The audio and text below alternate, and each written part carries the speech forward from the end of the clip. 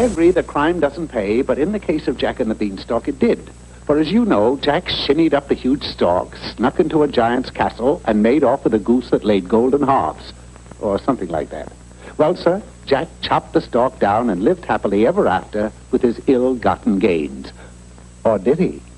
The scene is a castle somewhere in the clouds. The time, 20 years later. I know you're hungry, son. Well, so am I. But there isn't a scrap of food in the castle. What about the wheat field? You ever try getting wheat out of clouds? We're up in the air, remember? Oh, if only Papa was still with us. Listen, he wasn't good for anything except saying fee, fi, fo, fum. He could say that pretty good. Can I say it? Say it later. Right now, you've got to take the pet cow to market and sell it. That's not a cow, Mama. It's a llama. I don't care what it is. Go and sell it. Being on the obedient side, the giant's son did as his mother asked. Hey, what you got there, High Pockets? It's a llama. So it is. I'll give you 5 magic beans for it. Rather have money. You can plant beans. You can't plant money. It made sense, so the giant returned home with the 5 magic beans. Well, I was hoping you'd bring back money. Well, one of the beans has a picture of Lincoln on it. There was naught to do but dig a hole in the clouds and drop the beans inside. The next morning, the giant awoke and looked out of his window. Oh, darn. I was kind of hoping a beanstalk would have grown. It did, but not up. Down. Why, that stalk must be 50 miles long. Climb down there, son. See if you can find us some food. As I said before, the giant was obedient. Also, a little clumsy. But let us journey ahead of our falling star to where the beanstalk ends, right outside the magnificent Nana owned by the son of the original Jack and the Beanstalk. Jack, honey, New York's on the phone. They want to order 50 dozen golden harps. Oh, don't tell me. Tell the goose. Goose! I know. I got to lay 50 dozen golden harps for New York. If you can, Goose, put a trial on Perisphere on them. It'll be a nice touch. That goose is acting sassy lately. Well, all you give him for his work is chicken feed. Goose feed. At that moment, the giant finally came to earth. Creak, cry, crow, crying. I smell the blood of a pretty big giant. With that, Jack ran from the house, grabbing a loaded giant-killing musket on the way. You say anything, Jack? Negative. Just a gang of kids playing basketball. But although those kids were tall, the one with the ball reached fantastic proportions. I could have swore I smelled a giant. Oh, you're overworked, dear. Go take a nap. Jack did, and this gave the giant an opportunity to peek into the house. Say, that looks like a golden harp laying next to that fella. The window of Jack's bedroom wasn't very big, but it was big enough for the giant's hand to reach in and get the golden harp. Creak, cry, crow, crying. I smell. Those dreaded words caused the giant to bolt to the stalk and climb it in record time. This doesn't look like food, son. It's the golden harp. Why couldn't you bring back a pizza or something? But, Mama, golden harps are worth money, and there's a whole slew of them down there. In case you didn't know, all mothers of giants are a little greedy, and this one was no exception. The son was sent back down to bring up all the golden harps he could find. It's New York again, Jack. They want to know what happened to the harps. Oh, don't ask me. Ask the... I gave him to the delivery boy about a minute ago. What delivery boy? He's a big, tall fella, about as big as Mount Everest. A giant. You gave the harps to a giant? Once more, with his giant-killing musket, Jack ran from the house, and this time he saw the giant with an armload of harps scurrying up the beanstalk. But unfortunately, the giant was out of range.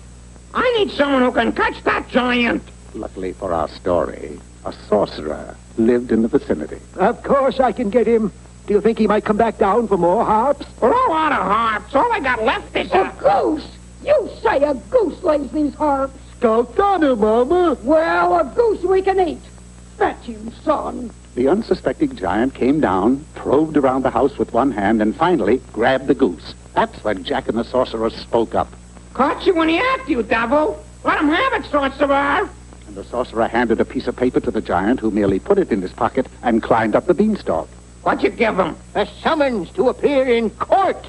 You can't catch a giant with a summons. No, I'll never get my goose back. Yes, you will. I shall climb up after the giant. Yeah, but that stalk is 50 miles high. You could fall. Not I. I am wearing a cloak that will enable me to fly. And up went the sorcerer. Of course, the giant was no fool. When he saw that he was being pursued, he simply took an axe and chopped the stalk down. What happened to his pursuer? Well, the cloak kept him from falling, all right. In fact, to this day, he's still floating around in the air. And that's why you hear so much talk about a flying sorcerer.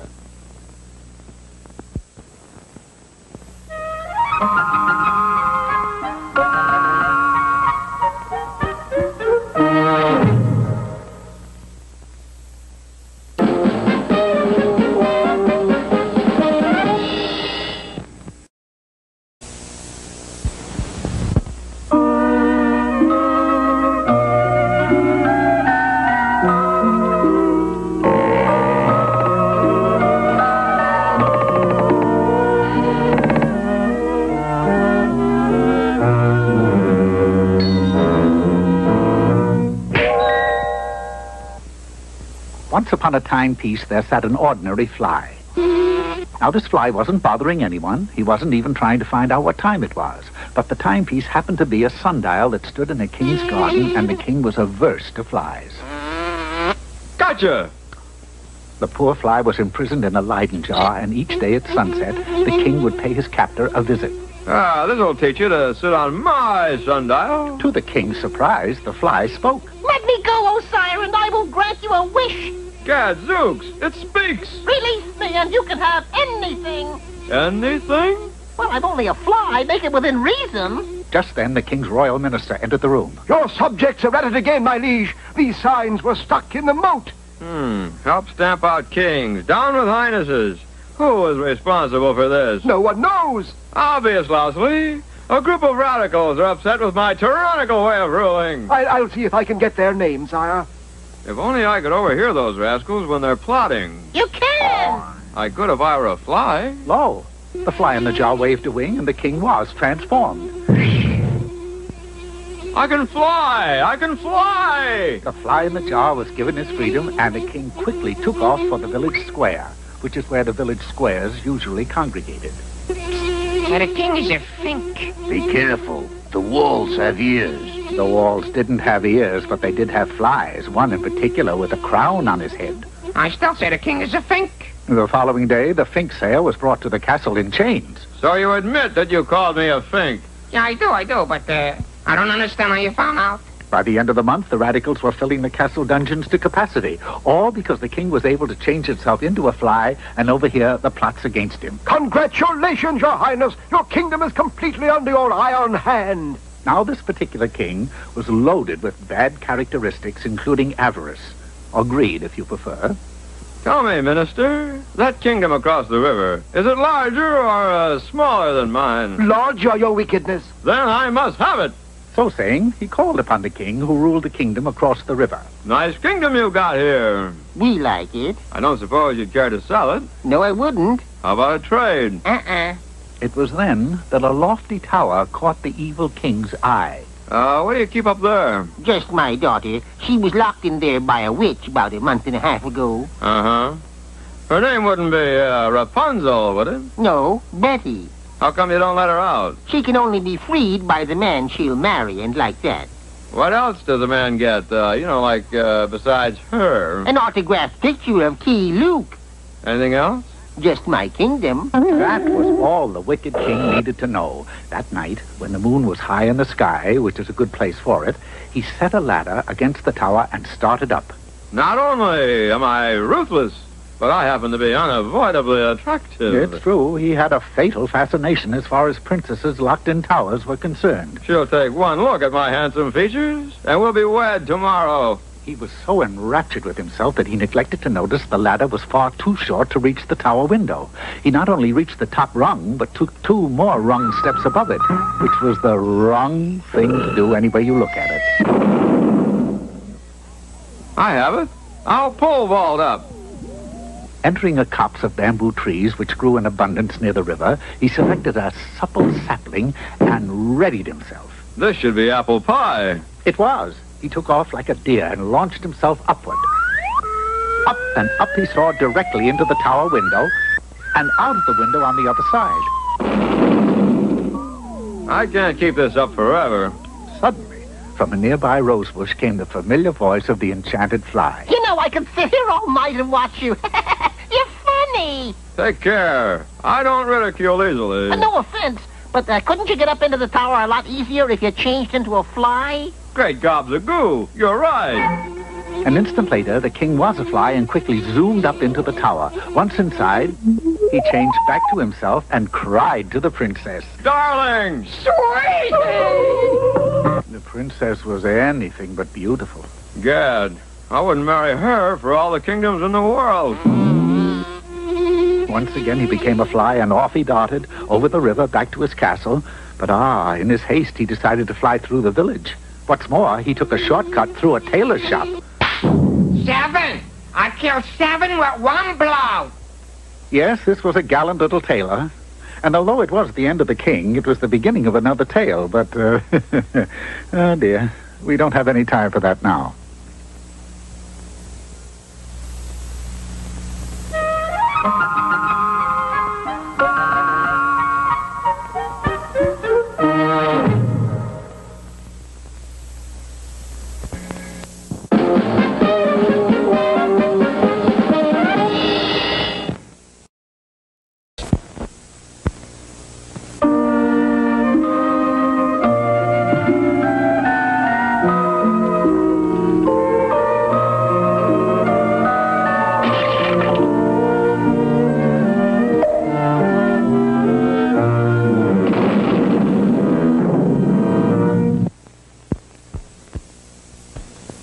Once upon a time, there was an old woodcutter who lived in the woods. I like to be near my work, you know what I mean? And this old woodcutter had 2 children named Felicia and Bruno. One day, he told them that it was time for them to make their own way in the world. It's time for you to make your own way in the world, kids. We know. But before you go, I want to give each of you a gift. Wild.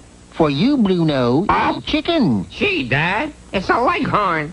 And for you, Felicia, a pot of pinks. They're small gifts, to be sure. You can say that again. But one of them is magic. Which one? I forgot.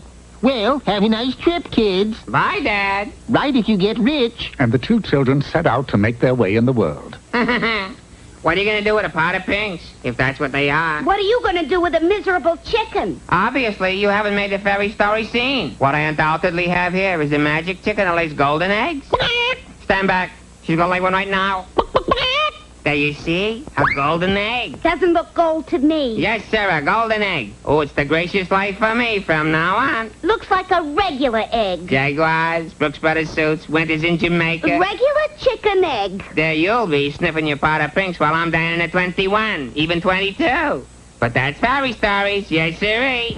Whoops. Yes, sirree. That's fairy stories. I'll go sniff your pinks, if that's what they are. But when Felicia turned to sniff the pinks, she saw they were drooping. Oh, dear. So she took a pitcher down to the lake to get some water for them. But no sooner had she started to fill it than a tree by the side of the lake suddenly changed into a beautiful lady. Wow! Do that again. All righty. That's sensational. Well, that's fairy stories. I wish my brother could see that. He's a nut for that kind of thing, you know, witches, magic, and like that. Meanwhile, back at the chicken... You're not magic. You're nothing but a stupid Plymouth Rock. You're no better than a crummy pot of pinks that...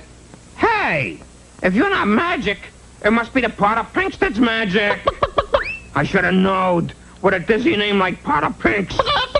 No comments. So Bruno stole the pot of pinks and substituted a cabbage in its place. A short time later, Felicia returned with the pitcher of water. Wow, you really were thirsty, weren't you? Felicia, I don't know how to tell you this, but that isn't a pot of pinks. No? No, it's a cabbage. Your brother has the real pot of pinks, if that's what they are. Well, aren't you going to do something magic to get them back? No, the only trick I can do is to change from a lady to a tree and vice versa.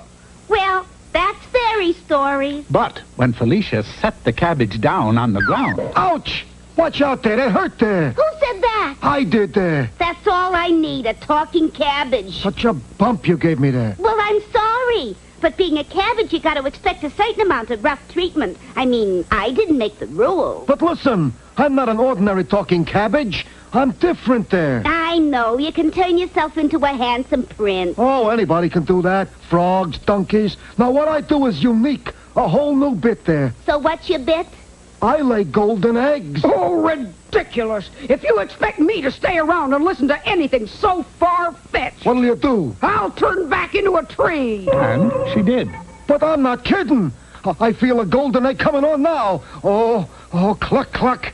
Cluck, cluck there. Well, the cabbage began to hop around strangely, and would you believe it, actually laid a golden egg. Wow! Would you do that again? No. Why not? I think that's wonderful. Well, to tell you the truth, it's the first time I ever did it, and I don't like it a bit there. Oh. But I will tell you how to get your pot of pinks back, if that's what they are. How?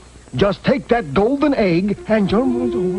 Meanwhile, Bruno was trying to coax magic out of Felicia's pinks. Come on, Pinks, if that's what you are. Just one little trick. Bruno, those are my pinks. We traded. Take your chicken and get out of here. Do I take the golden egg, too? Sure, take the golden egg. Yeah, see? Here's your pot of pinks. Give me my chicken. I thought we traded. We didn't shake hands on it. So Felicia took back a pot of pinks and watered it tenderly. And as she did, a strange thing happened. The pot of pinks turned into a handsome prince. Kind maiden, will you marry me? Oh, Your Highness. Just call me Pinky. So Felicia and the prince were wed, and Bruno, well, he was so insistent that the chicken really did start laying golden eggs. Anything to stop him from bugging me. So they all lived happily ever after, which just goes to show the power of positive thinking. Or as we call it, the power of positive pinking. Well, that's fairy stories.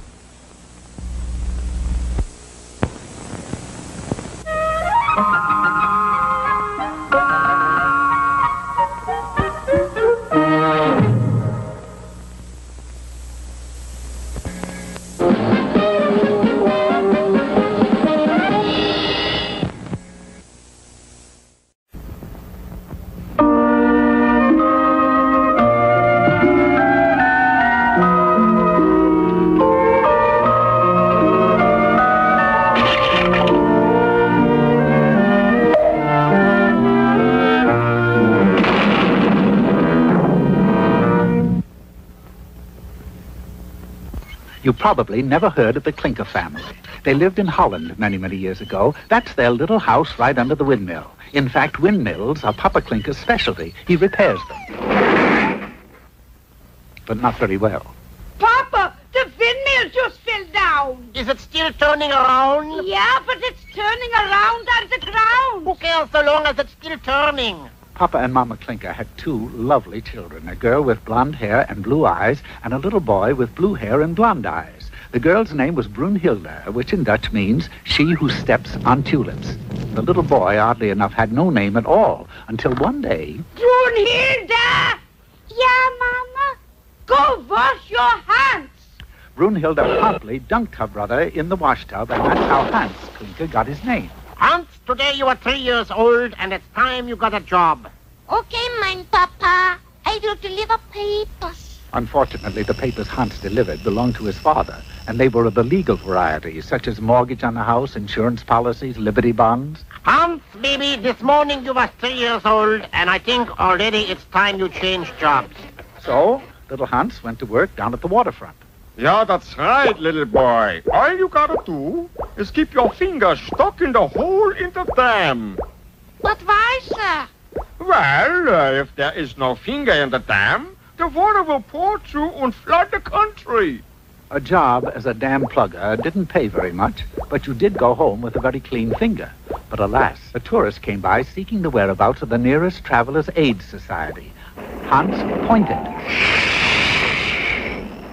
Hans, this morning you were 3 years old and you got your first job. This afternoon you were 3 years old and you changed jobs. Tonight you are still 3 years old and you're going into retirement. But mein Papa, I am too young to be idle. The boy is right, Papa. He needs a vacation. Vocation, Mama. All right already. What would you like to do, Hans? I want to be a tubaphone player. And what's a tubaphone? It's a tuba with a phone inside it. Listen. The sounds that filled the air had a strange, soothing effect, not only on Papa, Mama, and Brunhilde, but also on the cows and the chickens. Hans Clinker was a born musician. Of course, I could only play a few notes. But if I could study at the Amsterdam Conservatory of Music... How much would that cost? 50 million klunkels. That astronomical figure caused Papa Clinker to take a fast nap in the center of the living room. Why, that Didn't Hans try and win 50 million clunkers in the Zuyder skating contest? Yes. Once each year, the icy blasts of winter transformed the Zuyder Zee into a sheet of ice. Youngsters from all over the Netherlands put on their skates and entered the big race. A race which netted the victor 50 million klunkels. Good luck, Hans. You can win, Hans. Oh, it grieves me sorely to relate that Hans Clinker finished dead last. This was due to two things. One, he lacked the speed of most Dutch boys his age, and two, he lacked a pair of skates. Don't worry, Hans, Pupchen, there's always next year. But again, it was the same story. Last in a field of 3,000. I don't understand it, Papa. Even with a new pair of skates, I couldn't win. Perhaps if you was to wear them on your feet instead of your elbows.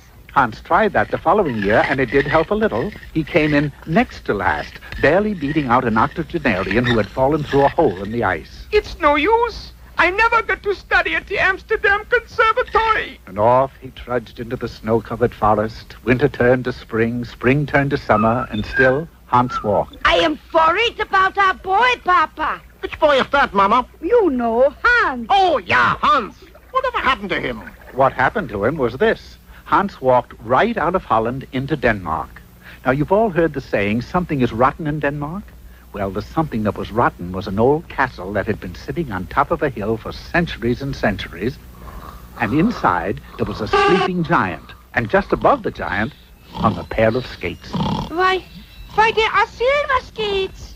If I had those skates, I know I could win the Zuyder Zee race. Ah, but how do you make off with a pair of skates that are guarded by a sleeping giant? This is how. Seconds later, Hans and the skates were on their way back to Holland.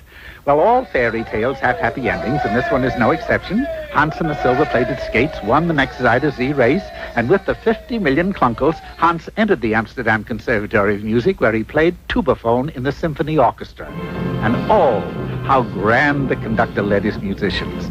Although he did hit a clinker every once in a while.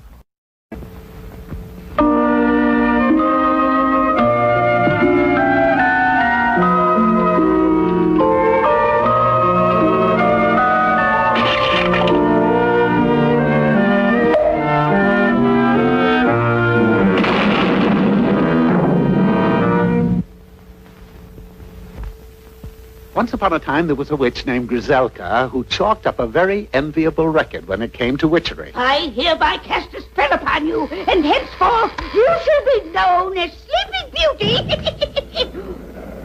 I hereby cast a spell upon you, and forevermore you shall remain a frog. Naturally, when it came time to give out the award for the best witch of the year... I shall treasure this gold-plated skull the rest of my unnatural life. Well, sir, Griselka's stock soared sky high after that, and every night was Halloween, as far as she was concerned. Grizz, you're due to fly to London tonight to touch off the year of the plague. We'll cancel that until Monday. I have to lock a damsel named Rapunzel in a tower. I'm dancer! This went on for months, and Griselka was just about the most popular witch of all time. That's when it happened. There she was, concocting a vile brew in a cauldron, when suddenly the door opened, and there stood the most handsome prince in the world. Ah, fair lady. Could I trouble you for a flagon of water? That was tantamount to committing hara-kiri. Instead of water, try a sip of this. Here's looking at you, sweet damsel. Cheers. Ah, but witches, too, have hearts. And it was there that Griselka was struck by Cupid's timely arrow. Don't drink that! The liquid burned a hole 3 feet deep. I say, that must be carbonated. You know, I must have that prince. But Griselka was so ugly that she could look in a mirror and crack it. But it's a poisoned apple you're supposed to send to Snow White. You sure it isn't a poisoned watermelon? Look, Grizz, yesterday you changed a bat into a bunny rabbit. You better go see a doctor. There's no doubt of it, madam. You have an acute case of amoritis. Is that anything like the 3-year itch? Madam, you are in love. L-U-F, love. Mirror, mirror on the wall, and don't you dare crack on me. How can I win the prince's love? You must cast a spell on yourself. And now I must go before I crack up. Of course. The mirror is right. If I change myself into a beautiful princess, the prince will fall in love with me. This was the biggest job she ever faced. For 2 weeks, she boiled wolfbane, mice wings, and gruffy powder in the old, reliable cauldron. And finally... Through the mouth and through the gums. Look out, stomach! Here it comes! The age-old incantation never failed. Where once there was a witch, stood an enchanting princess. Well, my son, how are you enjoying the ball? I'm having a ball, Dad. I know that, but how are you enjoying it? Before the prince could answer, his eyes spied what to him was the most beautiful maiden he had ever seen. You're beautiful, you're lovely, you're engaged to me. A whirlwind courtship ensued, during which the prince and his inamorata were seen everywhere. Ah, but they were not alone. I say, sweetheart, have you noticed that broom that seems to follow us wherever we go? Broom? There was no mistaking it. This was the very same broom Griselka had ridden on her nightly forays. Quick, dearest, lock the broom in the cellar. Even though the request was a strange one, the prince complied. But that night, at the opera... Now, don't look now, but isn't that the same broom sitting next to you? Oh, quick, my love, take me home. Alas, there was no running away from her past. No matter where the princess went, the broom was sure to go. So, you used to be Griselka the witch, eh? Oh, yes, Doctor. Amazing. We wondered where you'd got to. Now, tell me your problem. And the princess unfolded the bizarre happenings of the past week. Well, this is all psychological, my dear. You see, that broom... This broom. Oh, yes. Anyway, that broom has a dust complex. You see, it's lonely. It misses its former owner. It undoubtedly still thinks that you are a witch. Well, what can I do, Doctor? What can I do? Next time, take the train. The desperate princess returned to the hut where she had once lived as a witch, followed closely by the broom. Oh, if there was only someone to help me. There is. Oh, mirror, mirror on the wall, reflecting all this gloom. How in the world does one get rid of an old but faithful broom? The answer is simple. Get a gride. Now, in those days, dustpans weren't called dustpans, they were called grides. And so it was that the princess immediately purchased a small but attractive gride and set it beside the lonesome broom in the broom closet. The rest happened naturally. And do you, Prince, take this princess for your wife? Oh, I do. Yes, it turned out to be a double wedding ceremony. Not only was there a bride and a groom, but there was also a gride.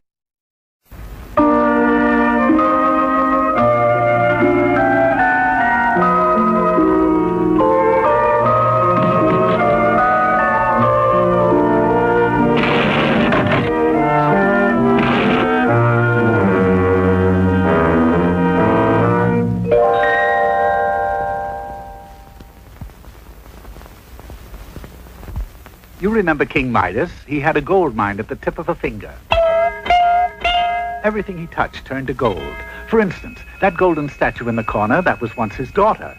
Yes, although it was a fabulous talent, it had its drawbacks. Ah, wonderful. Catfish for dinner. But no sooner did he pick it up than the catfish became a goldfish. I've got it. I'll hire somebody to feed me. And so he was fed by Proxy, which was the name of his favorite servant. More problems, sire. Yes, if you please, Proxy. This relationship lasted almost 1 week, for on the 7th day, Proxy received his wages. What would you like, Proxy boy? A gold watch, gold tie pin? Pick it out. Proxy settled for a gold coin. He was smart, but not smart enough. For, upon receiving his pay, he stuck out a hand to thank his employer. Proxy became a fountain in King Midas' garden. Now, unknown to many people, myself included, King Midas had a son. My boy, why is it we never spend any time together? You think I want to wind up like Sis? No, Dad. I think it's best that I leave home. Oblivious to his father's pleas, young Midas packed a suitcase, a golden one naturally, and left the castle in a heavy coach, heavy because it too had been turned to gold. The boy enrolled at a large university and majored in dentistry. Every so often he would hear from his father. Who's the letter from? From my dad. How can you tell? The envelope. It's 14 karat. The boy studied hard and was so intent upon graduating, he failed to notice a change in himself. Anyone have a pencil? Here. He took the writing instrument and it turned to gold. Not the best gold, mind you, but gold nonetheless. The darn thing won't write. Where you get this gold pencil from? Wasn't gold when I gave it to you. He shrugged it off and went back to his books. As you can see, he had inherited his father's golden touch. It began in small ways, like the pencil incident, but manifested itself on graduation day. You are not only our school valedictorian, but you got brains too, boy. It is with the utmost pride and honor that I hand you this scroll. Oh, thank you, Dean. The scroll changed to gold, and the dean went that way too. Dean, speak to me. Oh, Dean, what's wrong? Oh, Dean, you look dizzy, Dean. Aware of his dreadful legacy, but still a dentist at heart, the sorrowful young man opened up an office and went into business. Brushed him twice a year, eh? That's what I'd say.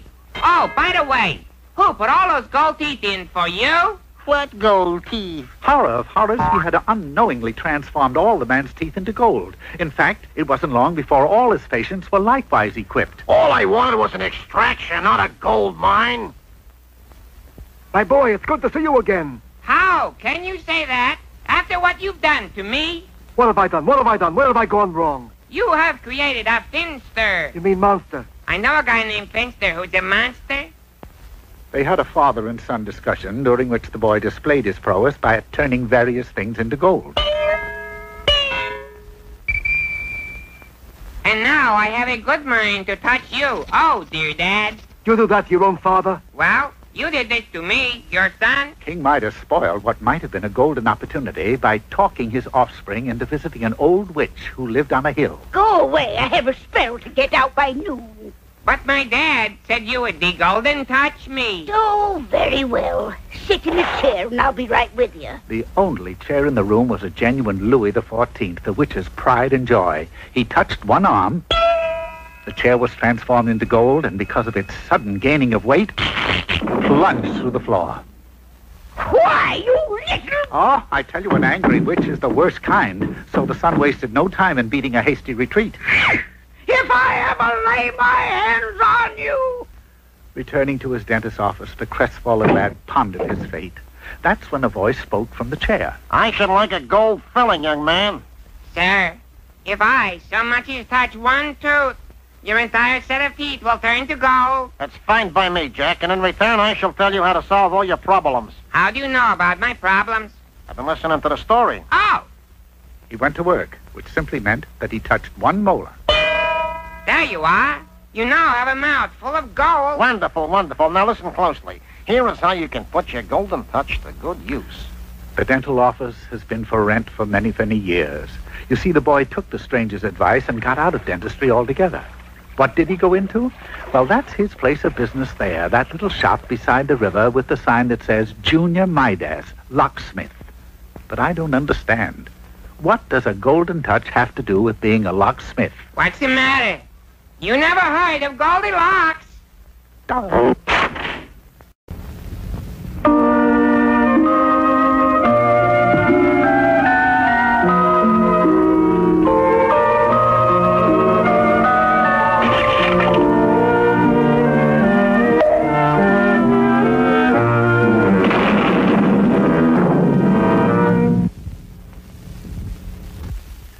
Once upon a time, there was a young farm lad who lived on a farm, which, of course, is where farm lads usually live. He was a happy boy, and he loved the country. I love you, country. He loved the cows. I love you, cows. He loved the trees. I love you, trees. And he loved to go barefoot and feel the mud squish up between his toes. I love you, mud squishing up between my toes. But most of all, he loved Hilda, a beautiful honey-haired girl whose father was a wealthy merchant. Now I've come to ask your permission to marry the fair honey-haired Hilda. I await your answer, sir. The answer was not long in coming. Oh! Oh, the boy was heartbroken and certain that he had lost his true love forever. But Hilda, who had grown quite fond of the lad, had a plan. Father doesn't like you because you're just a country pumpkin. That bumpkin.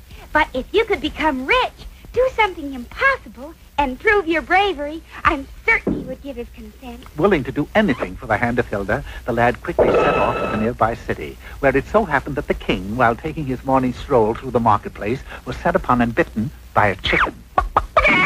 Ouch! Oh, the king sentenced the chicken to life in prison. Fortunately, the young farm lad chanced to pass the prison that very afternoon. As he did, the chicken reached out through the bars and... A rock tied to a note. Of course, it was little more than hen scratches. I am a magic chicken. Help me escape, and I will grant you 3 wishes. This was indeed a stroke of luck, and he wasted no time digging into the prison wall to free the chicken. In no time at all, he was inside. Then, by placing the chicken on his head and fluffing him up, he was able to walk out past the guard who thought he was an Indian. Hello, Chief. How, Kimosabe? Moments later, they were safe deep in the woods. You've done well. Now I shall reward you. What are the 3 wishes you wish to wish? Well, first, I wish I was rich. Oh, my, I get a lot of requests for that one. So be it. The chicken took the lad to a large stream where she instructed him to swim to the deepest part and return with 3 shiny stones from the bottom. In the boy jumped, sank like a rock to the bottom, and snatched up 3 shiny stones. I got them. Are they diamonds, rubies, or something like that? No, they're just shiny stones. You can throw them away now. You're rich. How come I'm rich? Simple. I just bet this woodsman that I could find somebody nutty enough to dive into that cold water and bring up 3 shiny rocks. You win, chicken. Here's my golden axe. The golden axe did indeed make him rich, and off he ran to show Hilda. Wonderful. You've completed the first task. But can you do something impossible? Oh, it's easy. I'll do that now. And I'll put the axe in the bank in my name. Hurrying back to the chicken, the young lad made his second wish. I wish to do something impossible. Going to the highest cliff in the kingdom, the chicken said one word. Jump! The lad said one word. Geronimo! And did. I say, what's the big idea? I thought I was going to do something impossible. You did. You just jumped off a 700-foot cliff and lived. By the way, we won another gold axe. Quickly returning to Hilda. Now all I have to do is something brave and we can be wed. Yes, once more, going to the chicken, he made his third and final wish. Something brave? All righty. And with a wave of her wing... Hey, what's the idea of turning me into a chicken? Because you're going to get a lock of ogre hair. Well, fine. What's the idea of turning me into a chicken? Snipping a lock of hair off an ogre would be a mighty brave deed, right? Right. What's the idea of turning me into a chicken? The ogre would be suspicious if he saw a young lad enter his castle with a pair of scissors, wouldn't he? Sure, and eat him up. But why a chicken? But if a chicken entered the ogre's castle with a pair of scissors... It suddenly became quite clear. Not even an ogre could be suspicious of a chicken. Off he raced for the ogre's castle and bravely went inside. Whom goes there? Whom? A chicken with a pair of scissors. You suspicious? No. A short time later, the ogre sat down for his evening meal, and when he lifted the lid off of his serving platter, out sprang the chicken, snipped off a lock of his hair, and sped away. That's the first time a chicken ever gave me a haircut. But I'm still not suspicious. His 3 tasks accomplished, all that remained was to have the magic chicken change him back into a lad. Unfortunately, the chicken, having granted the 3 wishes, had flown the coop and was nowhere to be found. The clock in the steeple was striking 5, his time was up, and there was nothing to do but return to Hilda as he was. Don't let the feathers fool you, Hilda. It's me. I've got a lock of ogre hair, and that proves I'm brave. Ogre hair or not, you failed. We cannot marry, for you're not brave. Farewell forever. Alas, it was true. He had failed. For as everybody knows, it's impossible to be brave if you're chicken. And the poor lad lived as a dumb cluck ever.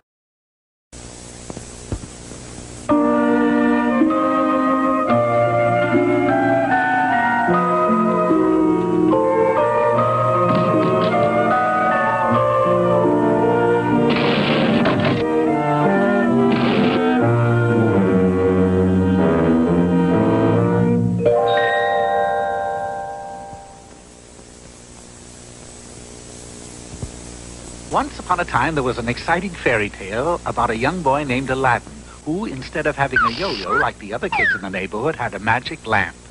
By rubbing this lamp, a great genie would appear and grant Aladdin any wish he so desired. I wish I had a yo-yo like the other chaps. Yes, master. Unfortunately, Aladdin also had a wicked uncle who wanted that magic lamp and was constantly trying to get it away from him. I'm a sport, Al, baby. I'll give you a 1913 nickel for it. No, you're kidding. A dime, maybe? No. All right, then, I'll shoot the works. 50 cents. It was a mighty tempting offer, but Aladdin still refused his uncle.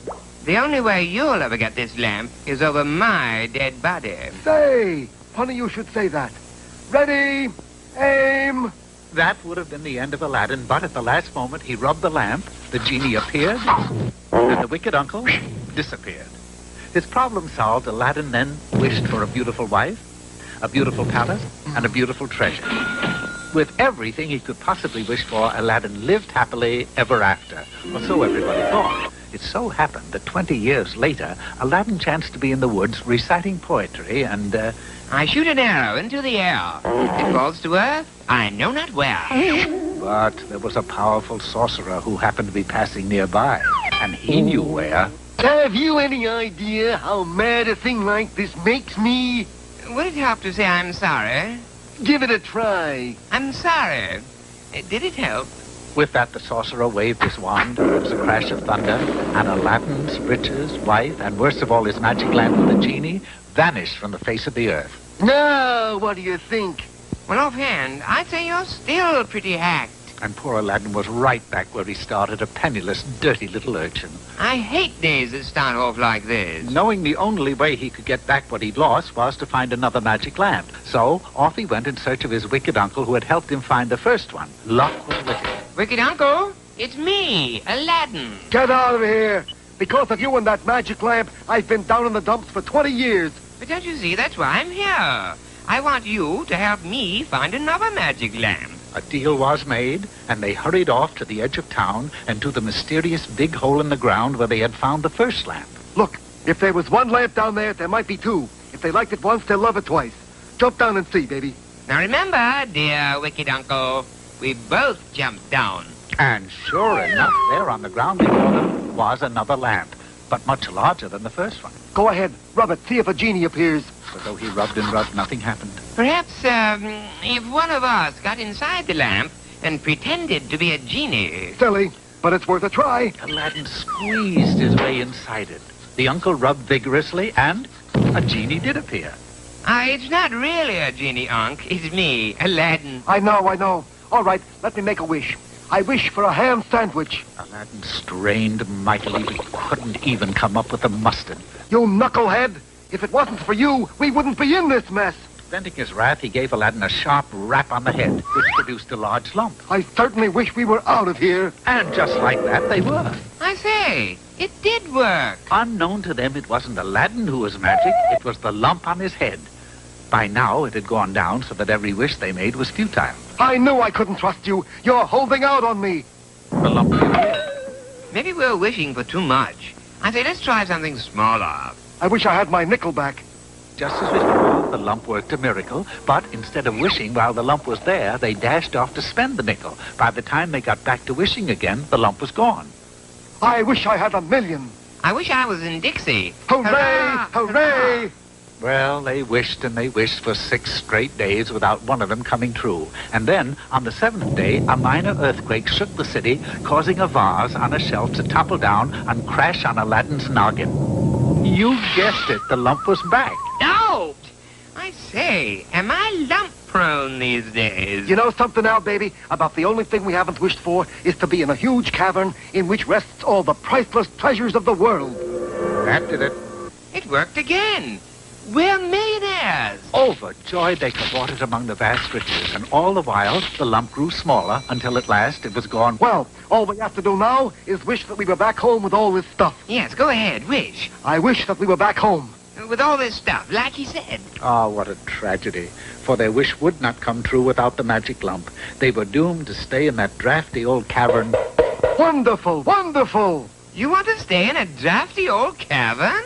Oh, I thought he said tavern.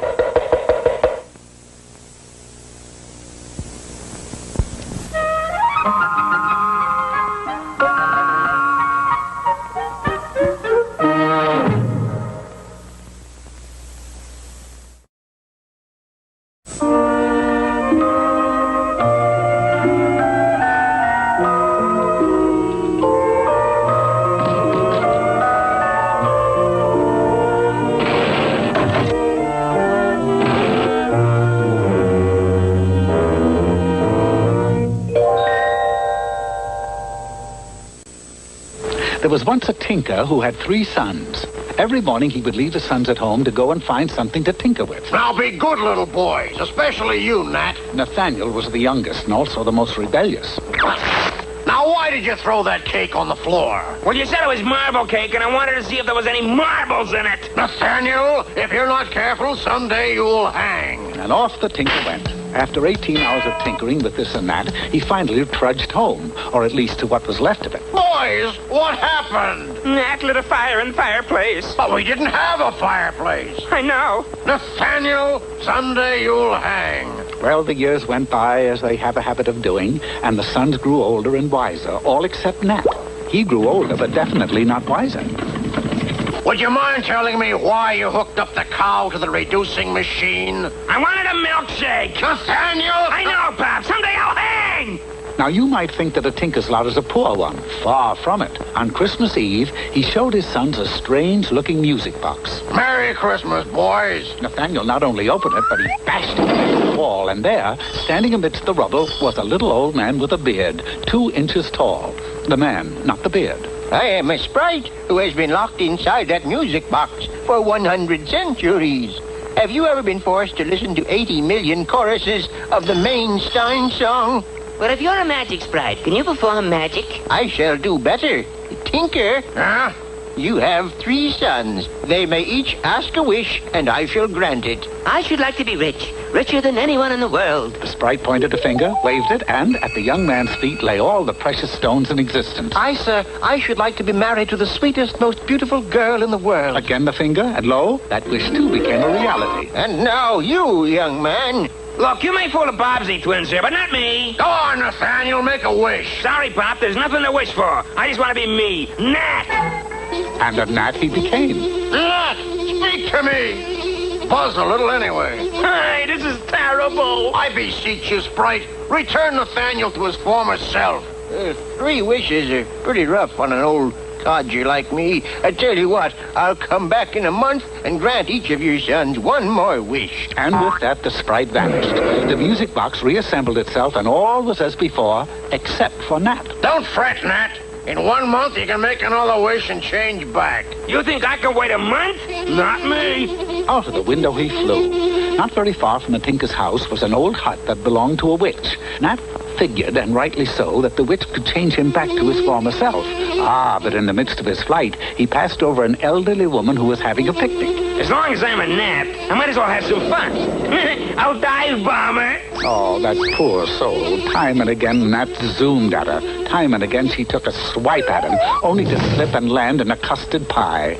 The picnic was ruined. Tiring of such sport, Gnat made a beeline, or rather a gnat line, straight into the witch's hut. She must be out shopping. Oh, well, I'll wait. He didn't wait very long. If I ever lay my hands on that gnat that spoiled my picnic... Oh, my gosh, she's the witch! I got you, you little pest! Oh, spare me, Miss Witch. I'm not really a gnat, but Nathaniel, son of Tinker. Nathaniel? You're not the mean little kid who's the scourge of the neighborhood. The same. Boy, if I had a son, I'd want him to be as nasty as you. Us witches are proud of your work. Then you'll change me back to what I used to be? It'll be an honor. A wave of a magic wand, and it was done. Nathaniel returned home to his overjoyed father and picked up where he left off. Who threw the cat through the window? I did, Pop. I wanted to give him a pain in the neck. Nathaniel, someday you'll hang. 3 weeks went by, and the little man reappeared. Well, Tinker, I see your son Gnat is no longer a gnat. Yeah, he was most fortunate. Will you still grant my sons a wish, like you did before? I will. I have nothing to wish for, as I am content with the riches you gave me last time. And I am too happy with my beautiful wife to wish for anything else. What about you, Nathaniel? Like I said before, I just want to be me. No, don't say it again, Nat. Don't worry, Pop. You see this document? I had my name changed to Arthur, so I just want to be me, Art. The sprite pointed his finger, and he became Art. A work of art. An abstract painting in a gilded frame. Alas, I lose my son again. The sprite vanished never to be seen again, and strangely enough, the tinker's prophetic words came true. He said that someday Gnat would hang, and he did, on the living room wall.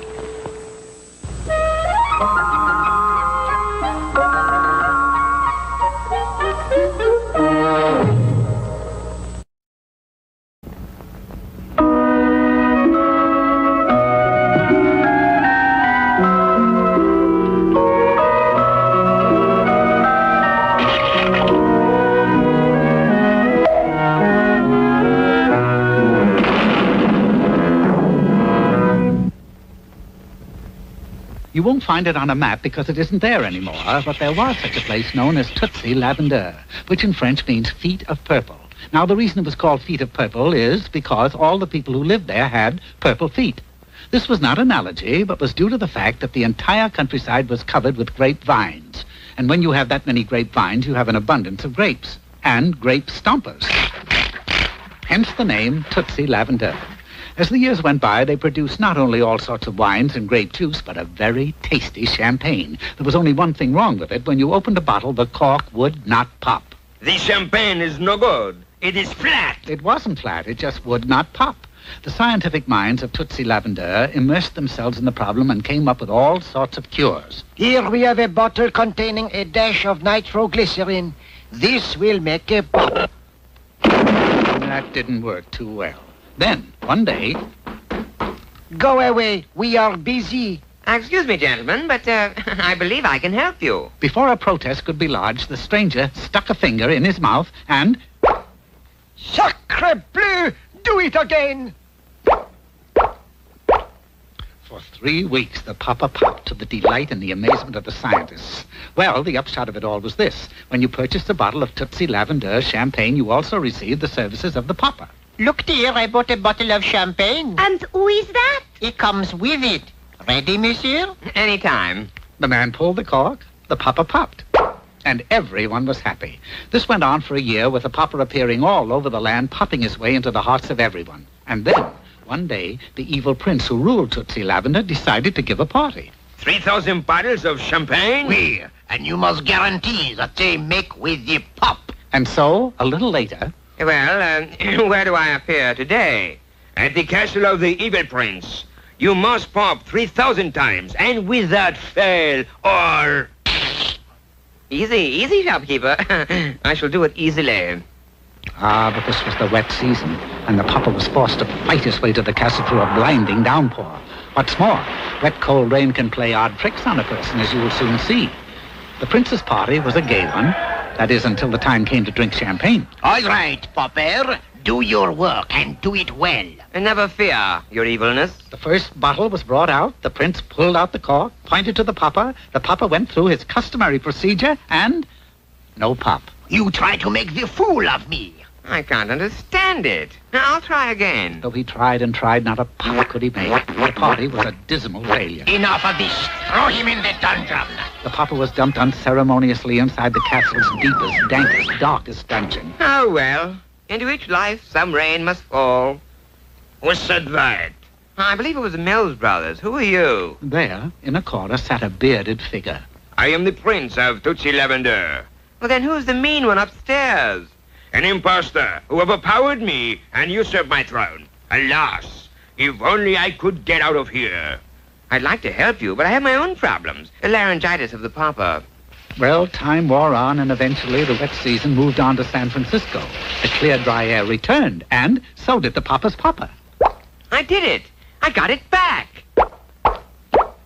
Oh, these nuts they put in here. Ah, but the pops were to be the good prince's salvation. For the guards in the dungeon heard the sounds, believed them to be emanating from champagne bottles, and ran to the cell, glasses in hand. Vive la Jackie! By 3 that afternoon, every guard in the castle was in that cell. But the popper and the prince weren't. They had escaped completely unnoticed. This way, mon ami. I have the score to settle. Through a secret passageway they went, and where did it lead? To the great hall, where the evil prince was cheating at Scrabble. Is that you, Pierre? No, you rotten imposter. It is me. You! Revenge is sweet. So is apple cider. Back and forth they fought, neither giving an inch. And then the good one happened to trip. Ah, the moment of truth. The good prince would have had it not been for the popper. He popped. Quick, someone give me a glass. And that's when a fist knocked him real. Well, from that day forward, Tootsie Lavender was a much happier land. As for our friend the popper, he was made royal instructor. Every man in the kingdom went to school to learn how to make the popping noise. And it suddenly occurs to me that most of those men were married and were fathers. I wonder if that's how they got the name Pop.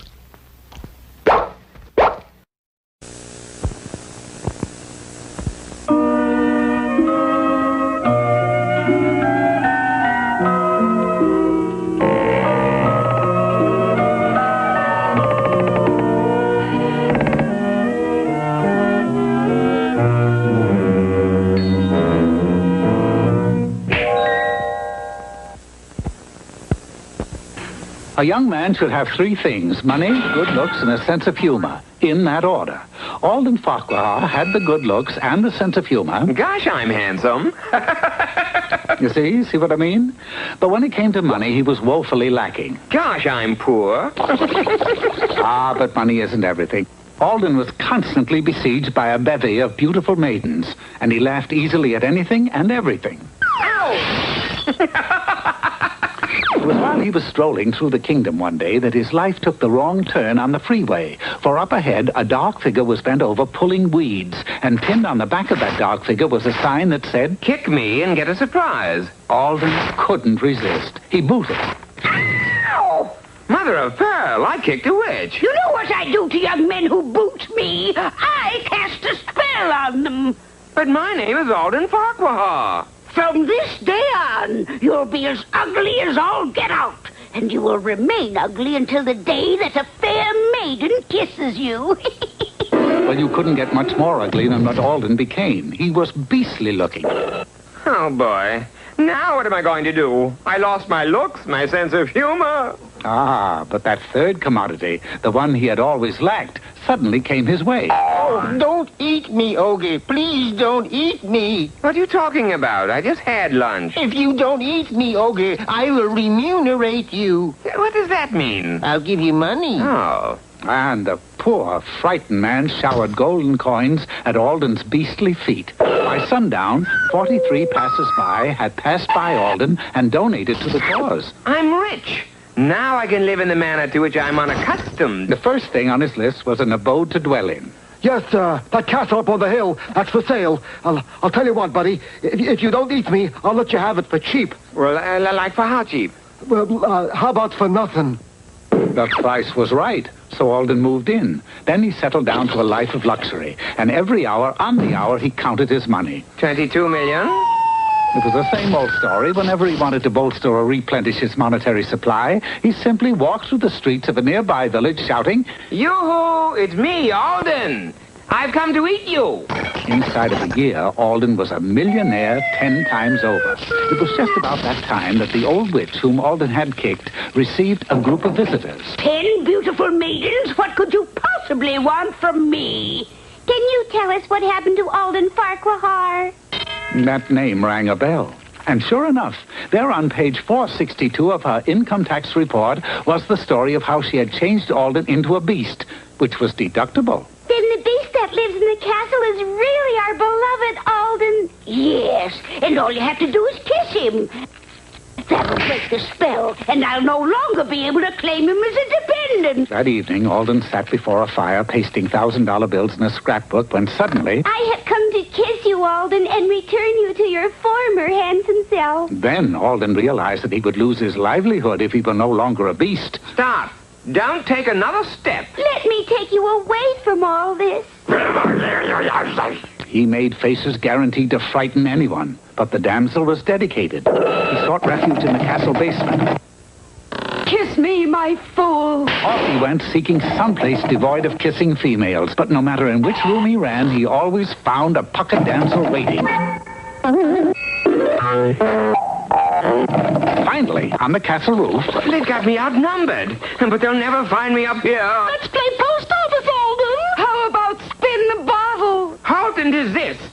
Pursue me one step more, and I shall fling myself over the parapet. But, Alden, there's no water in the moat. Who cares? I can't swim anyway. Well, we can't let you throw your life away. Then you'll leave me? We love you, Alden, but not enough to hurt you. Well, I'm glad you've come to your senses. Farewell. Farewell. Well, aren't you going to kiss us goodbye? Yes, I suppose it's the least I can do. Ah, the wiles of the female. What have I done? Or rather, what have you done? Thus Alden Farquhar once more became handsome. He also got back his sense of humor. But the money ran out, and he also became penniless again. Yoo-hoo, it's me, Alden. I've come to eat you. As before, that call brought immediate response, only this time the villagers threw garbage, not money. I don't want to be handsome. I want to be ugly and rich. I want to be a beast again. And so, dear friends, if ever you're bending over pulling weeds and someone gives you a good solid pick, don't be too harsh on him. It may be Alden Farquhar.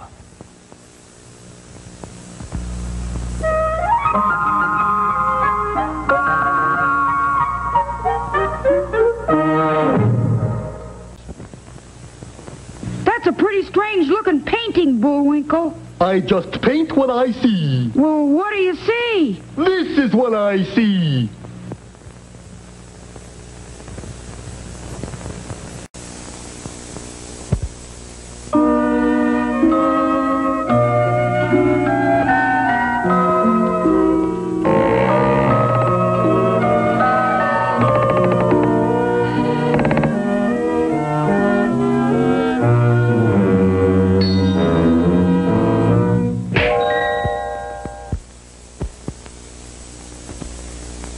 There was no such thing as monotony in merry old England, for whenever things got dull, good King Arthur would hold a tournament.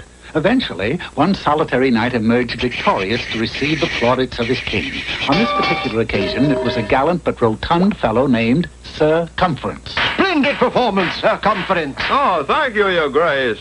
Oh, that last chap was rather sturdy. I had to smash him with the mace. It was discovered to everyone's horror that that last chap was not a chap at all, but rather Queen Guinevere. Oh, no wonder he wore a dress. I've a good mind to denight you. Instead, I shall send you to Chickenshire. Chickenshire, the most cowardly town in the nation, was well named. Run for your lives! There's a lion in the streets! Actually, it was a 3-week-old kitten. Circumference and his wife set up housekeeping in a large but run-down castle on the edge of town. Each day, one or more Chickenshireans would run up to the drawbridge, grab the trumpet that hung from a tree, and let go with a deafening blast.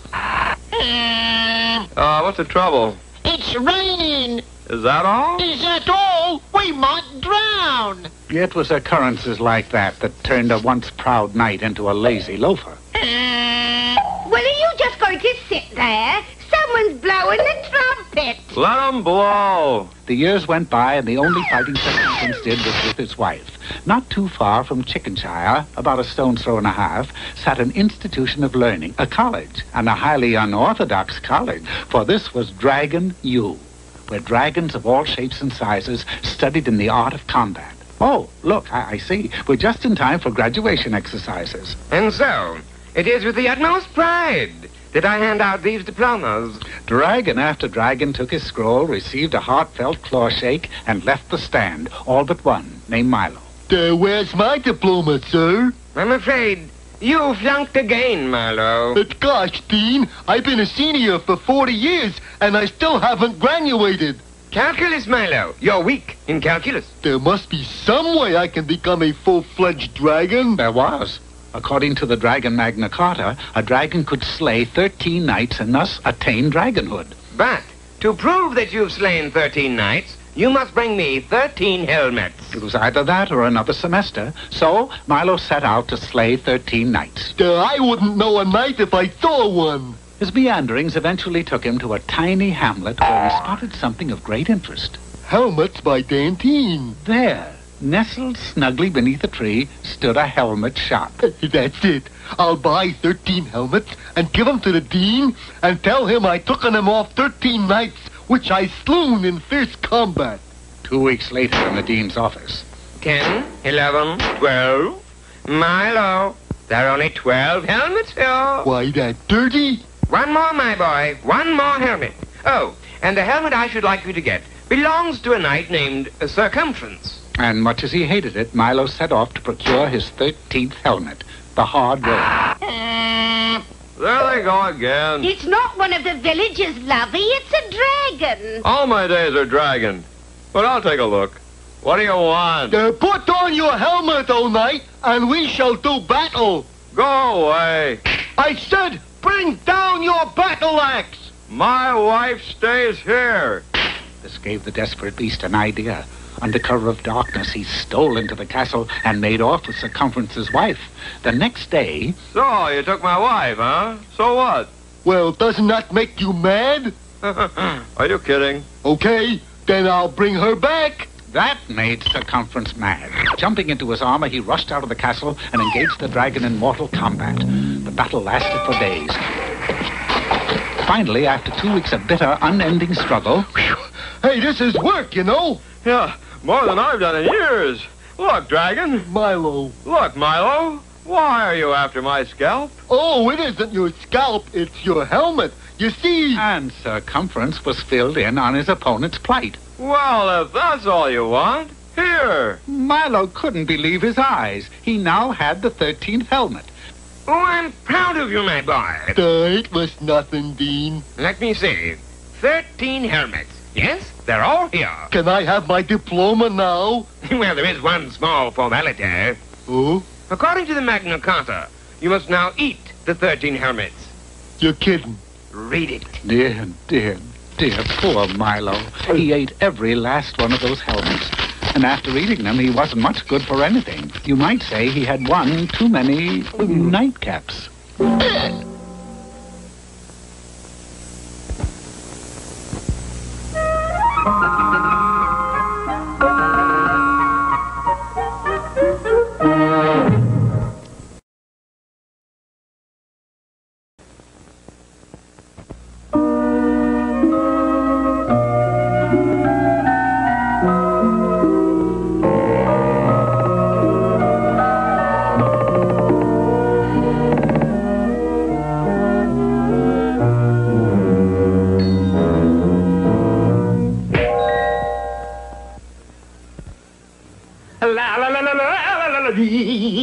This is the way the story of Little Fred Riding Hood begins. Little Fred Riding Hood lived in a little woods in a little house with his little mother. As a lad, it could not be said that he was good looking. Nor very smart, for he could only count up to 1. 1? And he did that badly. But the one thing that could be said about Little Fred Riding Hood was that he had a beautiful voice and could sing like a bird. And one morning, his mother said to him, Freddie, dear. Yes, Ma? If you don't stop that off-key singing around the house, I'm going to lay into you with this broom. But, Ma, Granny spent a fortune giving me singing lessons. Yes, I know she did, and I think it's high time we got even with her. Now, here, take this basket of sheet music and go through the woods to Granny's house. Sing to her for a change and see how she likes it. And so, taking the basket, Little Fred Riding Hood skipped merrily off into the woods. Skipping is a very hard way to travel, and Fred was out of condition anyway, so a short time later, he stopped to rest. I will take 5 by this hollow stump. But no sooner did Fred sit down than he heard an awful commotion within that stump. Oh, ouch. Oh, my God. Ouch. And there were 2 funny little men with high-pointed hats, and their long gray beards were tied firmly together. What are you 2 doing in there? We live in here. But our beards have become tangled, and I fear we'll have to go through life looking each other in the eye. Can you help us? Oh, being a good lad, Fred agreed to try. Hold tight. I'll rip you apart. Will it hurt? Oh. Yes. Bidding them farewell, Little Fred Riding Hood continued on his way to Granny's house. Oh, he was a good boy. I think we ought to reward him for being so kind to us. Good idea. Let's cast a spell that'll make him grow more handsome every minute. And so they did. And so he did. For unknown to Fred, every step he took, better looking, and better looking, until he was by far the handsomest man in the country. Oh, what a handsome lad! How good looking! He's beautiful. Hi, sweetie. What's the matter? You all nuts or something? But looking at the reflection in a meat market window, he saw that it was true. He was good looking. Well, if that don't punch a hole in the boat. The young ladies of the city were unable to control themselves at the sight of Little Fred Handsome Riding Hood, and the poor lad was mobbed. You 2 funny little men are pretty funny. Now, come on, make me unhandsome so I can get to Granny's. As this was his desire, they changed him back to plain old Fred. That's better. Now, I'll give you my lunch of cookie sandwiches to keep you busy. No more tricks now. And with that, Fred once more set off down the road for Granny's house. Wasn't that sweet of him to give us his lunch? It certainly was. Let's reward him. He looks awful thin. Let's cast a spell that will fatten him up. They did. And just as before, with every step Little Fred Riding Hood took, he grew fatter, fatter, and fatter, until he weighed over 700 pounds. Needless to say that when he stepped onto the high bridge that crossed the river, it collapsed with a roar. They did it again. And Fred waddled back to the hollow stump as fast as his obese little legs could carry him. All right, you guys, knock it off. He did get a little fatter than we figured. So be it. And Fred was returned to normal. Why do you 2 keep casting spells onto me? Because each time we've met, you have done a good deed for us. And that is our way of rewarding you. Some reward? It was now growing quite late, and Fred hurried off down the road, but this time he ducked behind a large tree a short distance away and waited until he was sure the two funny little men were fast asleep. I've got to do something to make them mad so they'll stop rewarding me, or I'll never get to Granny's. Knowing that the little men were very proud of their long gray beards, Fred stole up to the hollow stump and, with a snip of his scout knife, he cut them off. What happened? Someone cut off our beards. Who would do such a thing? I would do such a thing, and I did. So long, fellas. What a crazy kid, huh? What are you looking at? You're a girl. What are you looking at? You're a girl, too. How do you like that? We're a couple of little witches. And to think we'd never have known if that nice boy hadn't cut off our beards. We should reward him. That's a good idea. We'll cast a spell that will make a gold coin drop out of his mouth every time he opens it. And they did. When little Fred Riding Hood finally reached Granny's house and opened his mouth to sing, instead of a lovely song, a gold coin dropped out of his mouth. Then another, and another, and another. And he paid off happily ever after, which you have probably already guessed is the way the story of little Fred Riding Hood ends.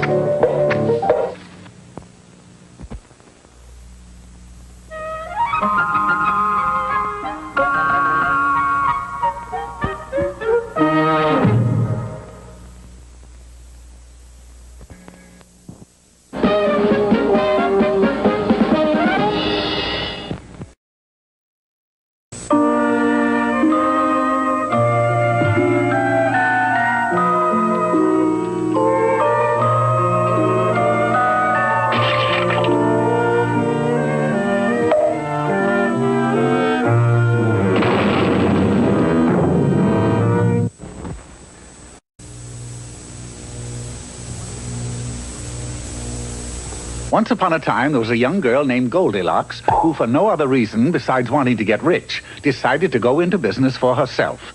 Taking all the money that she had earned as a chimney sweep, she purchased a large lodge high up in the mountains and set about the task of turning it into a winter resort. She worked very hard getting things ready for the happy, money-bearing crowds that were soon to come, and then, at last, she was done. It was opening day, and she flung open the doors. Welcome to Goldie's, winter vacationers! But alas, not one single winter vacationer showed up, for unfortunately, Goldilocks had overlooked one little detail. She had opened her winter resort in the summer. Oh, drat. But being a quite intelligent young lady, she immediately realized her mistake.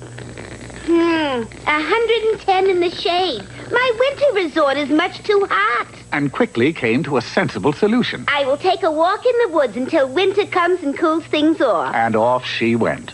Now, it so happened that in another part of the forest, not too far away, there lived 3 bears. There was Papa Bear. I'm Mama Bear. Oh. And Baby Bear. I'm Papa Bear. Oh. Then you must be Baby Bear. No, my name is Clyde. I'm just passing through. I am Baby Bear. Are you sure? No. Well, never mind. You'll do. And all summer long, the 3 bears romped. Fra-la-la-la-la-la-la. And played in the forest. Dee-dee-dee-dee-dee-dee. And were very, very happy. Doo-dee-doo-dee-doo. Then, one day, as everybody knew it would, winter came, and it was time for the 3 bears to hibernate. I'm getting sleepy. I'm getting sleepy, too. Not me. Let's romp and play some more. Doody-doody. Do I have to go to sleep? Yes. Now, come on. And off they went in search of a place to sleep for the winter. After a while, they came to a big cave, and they went inside, but could not sleep, for it was much too cold. It's freezing in here. Yeah, it is sure free. How do I know when I'm cold, Papa? You turn blue. Let's get out of here. On they searched until finally they came to Goldilocks' lodge. They scurried up onto the front porch, and Baby Bear carefully tried the front door. Look, Papa, it's open. Well, don't just stand there. Go in. Go in. And once inside, they found that it wasn't too hot, it wasn't too cold, but it was just right. Here was the place where they would spend the winter. I think I'll sleep here on the sofa. I'll sleep here in front of the fireplace. And I will play the piano. Do-do-do-do-do-do-do-do. If you keep hitting me like that, someday you're going to break my spirit. Never mind. Get to sleep before I rock you to sleep. With a real rock? Yes. Nice, Papa. Meanwhile, little Goldilocks had stopped walking the woods, for winter had come, and winter vacationers could be seen coming up the highway in droves. Goldilocks dashed back to her winter resort ready for business, but when she arrived at the lodge... Somebody's been fooling with my door. Somebody's been fooling with my piano. Somebody's making too much noise. I can't sleep. A bear! Good heavens, where? Oh, what's going on? Another bear! What time is it? Good grief, there's 3 of them. Oh, realizing that having bears in her lodge would surely frighten her customers away, she hurriedly tried to get rid of them. Get out! What do you think you're doing here? We're hibernating. What are you doing here? I own the place. That's no excuse, young lady. Now, go away. I'm sleepy. And I'm sleepy. Not me. Shut up! Well, I'm not sleepy, Pop. I don't want to stay here. Oh, what a mess. Here I am, Goldilocks and the 3 bears. Hey, Goldilocks and the 3 bears. See, that'll make a good title for a story. Shut up! Well, we're I don't want you with me anymore, Papa, really. The vacationers, they're here. All right, you asked for it. Now I'm going to take care of you once and for all. Don't shoot. I'm a mama bear. Don't shoot. I'm a papa bear. Don't shoot. I'm not sleepy. Shut up! And so, Goldilocks opened her winter resort right on schedule, and it was a huge success right from the start. And what happened to the 3 bears? Well, Goldilocks solved the problem nicely. For not having the heart to shoot them, she arranged it so they could stay for the winter without bothering a soul. And there they slept, happily, ever after. Not me. I'm not sleepy. Shut up!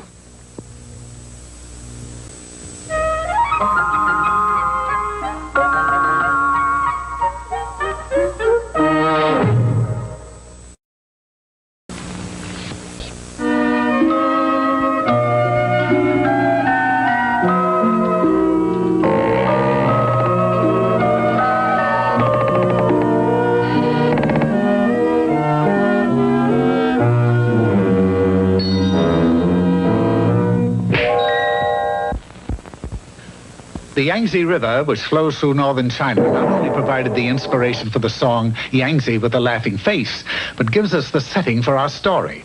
Centuries and centuries ago, the Yangtze was nothing more than a small pond that sat beside a palace belonging to a wealthy Chinese emperor. Well, Honorable Cook, what have we for breakfast today? Well, I can fix a scrambled egg roll. You like it? No, I've a hot yen for almond duck. That's all he ever ate. Almond duck, morning, noon, and night. And that's why the pond was always well stocked with almond-eyed ducklings. You hear the big news, Cow? Emperor gonna have almond duck this morning. Oh, hot dog. I hope the cook picks me. These almond ducklings live for one thing and one thing only, to have the honor of being fed to their beloved emperor. Yeah, we're sort of like a duck kamikaze squadron. Yeah. All right, hands them up, you birds. Here comes the cook. The cook came to the edge of the pond and surveyed the ducks with a keen eye. That's when the ducks went into their act. Look up by my ducky, what a ducky melody. If you know ducky like I know ducky. All the time, same old corny imitations. So he simply selected what he thought was a good-looking duck. How furry? Maybe we'll get lucky at lunchtime. Yes, they all stood a chance of making good at the next meal, all but one. He was the ugliest almond duckling China ever spawned. Boy, if this keeps up, I'm going to live to be 104. And another duck got the honors. Boy, I'm getting desperate.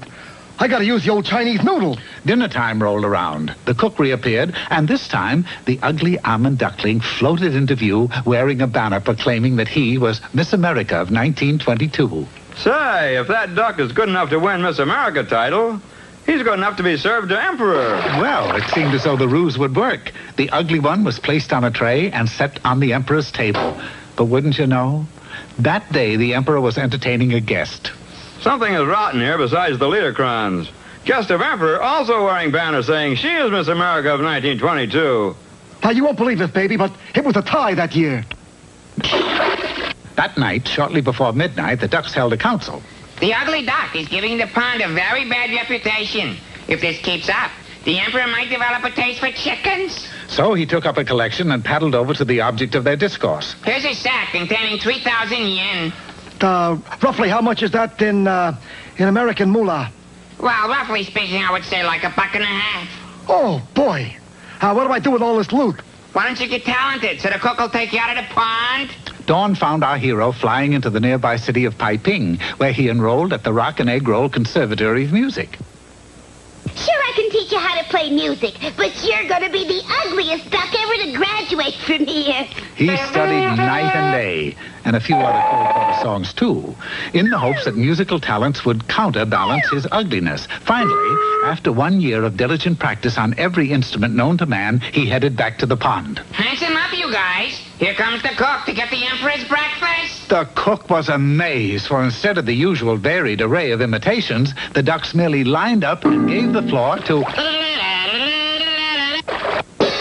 Holy mackerel! Never had he witnessed such musical virtuosity. And at the conclusion, not only the ducks, but the birds and the fishes broke into a rousing ovation. The cook had no alternative but to pluck the exhausted duck from the water. Now I get the orange sauce treatment, huh? Oh, no. I'm going to mail you to Phil Spitalny. He can use a duck like you. Failure again. In a sense, that is. The duck put in 2 years playing for Mr. Spitalny and then decided to form his own band. He did very well and even received an offer to play the palace. But the only palace that he really wanted to make good in was the Emperor's back home. Hello, MCA. Cancel my road tour. Notify the trades. I'm giving up showbiz. Back to the pond he flew, and what he viewed upon arrival startled him. Oh, for the cry-eye. The pond is still stocked with ducks who are prettier than me. Oh, I'm going to remain from here to eternity. Suddenly, a Chinese frog leaped onto a lily pad. What you got tears in your almond eyes for? I'm as ugly as 4 days of bad weather, that's why. Yeah, well, a lot of people are ugly. I was ugly once myself. I can't believe it. How come you're not ugly now? Well, I believe that's why. I believe you believe, but what do you believe? I believe that I'm good looking. Well, this was something he hadn't tried. So for 24 hours, he believed he was no longer ugly. And you know something? It worked. By morning, he was the best-looking duck in the pond. Oh, you got it made, kid. Oh, you're sure to get picked from the pond. He was, but not by the cook. The cook selected someone else. Ah, but don't feel too sorry for the poor little duck. You see, his name was Donald, and he was taken by a man named Walt... Well, never mind. That's right, and now I go... Oh, boy, oh, boy, oh, boy.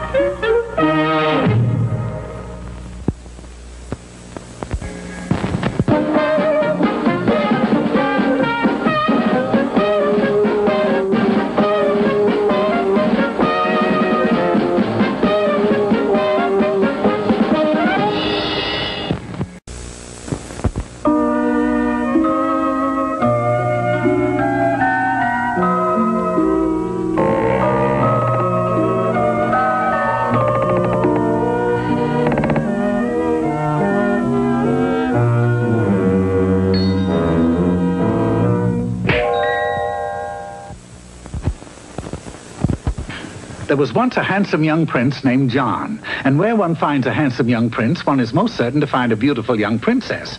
Her name was Tinsel, and they were very much in love. I love you, John. I love you, Tinsel. They were never happy unless they were together. Oh, I'm so unhappy. Peekaboo. Guess who? Oh, now I'm happy. Day after day, they went out hunting or fishing. Night after night, they went to balls or the funny house at the beach. They sang and danced and ate sugar plums out of the same dish. They shared delicate secrets together. How much money do you have? Oh, 100 million grinkles. You know, give or take 1,000 or so. Va-va-voom, that's a lot of grinkles.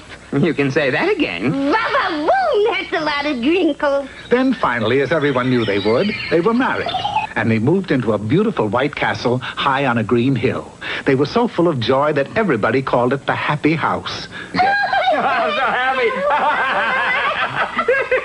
That is, everybody but one, an evil old witch named Grumpyra, who hated happiness. It's disgusting. I'll put a stop to it if it's the last thing I do. Then, taking a basket of poison apples, she hurried off to the castle. Who is it, dear? It's an old hag with mussed up hair selling apples. Apples? Yes, you know. The poison kind that you take a bite of and they put you to sleep for 1,000,000 years. Oh, well, tell her we don't want any. We don't want any. With that, the witch was roughly thrown from the castle. And once again, happiness echoed from within. By now, Grumpyra was near the breaking point. Storming back to her cave, she took a huge black kettle and set herself to the task of concocting a mysterious, evil-smelling brew. Now, where did I put the gruffy dust? Oh, yes, here it is. A pinch of this and a pinch of that. A Dewey button and a French fried duck. Oh, these bitches' brews are murder, but what are you going to do? A short time later, she had finished and hurried off to the castle where she stole into the garden and sprayed every rose with the strange mixture. It's done. Now when the princess comes into the garden to pick roses... Oh, the garden is beautiful today. I shall pick some roses for my prince. She will prick her finger... Ouch! And turn into an ogre! And when the beautiful young princess, who was now an ugly old ogre, went into the castle... Hello, dear. Wearing your hair a little differently, aren't you? It's worse than that. I turned into an ogre. A closer look told the prince that what she said was true, and this made him very unhappy. The old witch's plan had worked, for the castle was now the saddest place on earth. Now the story would have ended right there, but for one thing.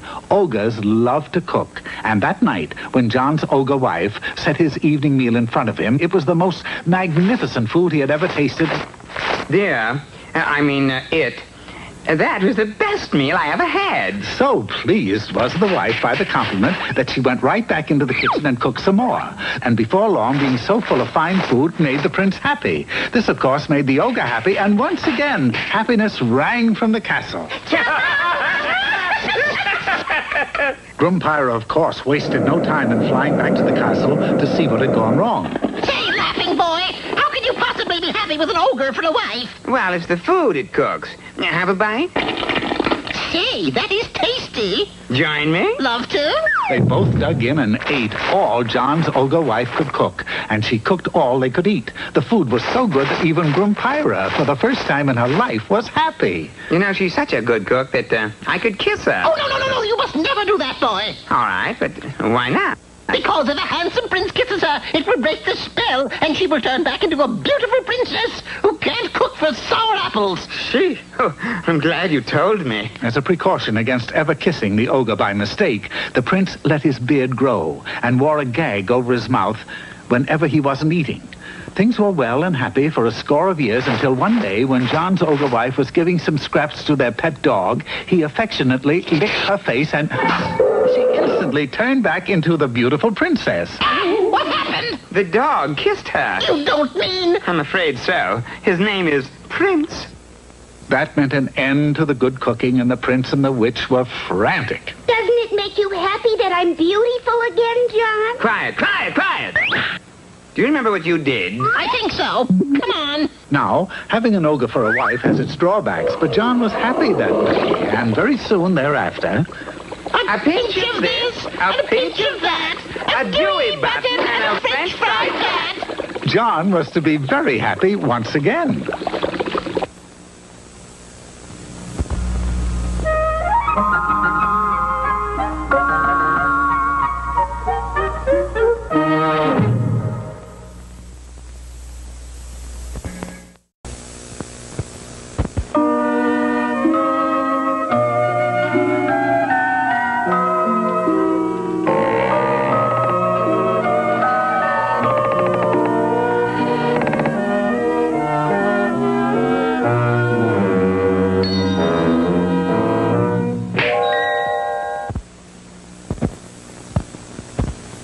Once in a kingdom, there was a king who was such a great king that he was fit for a king. He was handsome and brave, his castle was paid for, and he had the pink slip to the royal carriage. He even had a swimming pool shaped like a swimming pool. But for all this, he did have one little fault. Oh, honey, dearest. Whom is it you wish, sire? My wife, the queen, that's whom. But, sire, you're not married. Oh? Maybe that's why I can't find her. Yes, the king was absent-minded and couldn't seem to remember anything. He had forgotten to ever marry. Knowing that every king should have a queen, he discussed the matter with his prime minister. What shall I do? Get married. If I'm ever going to have a queen, I'll have to have some help. So saying, he took a wishbone from his pocket that he had been saving for just such an emergency, snapped it, got the biggest half, and said his wish. Help! With that, there was a tinkling of tiny bells, a blinding flash of light, a beautiful blue fairy appeared. I'm a magic blue fairy, and I can help you get a queen.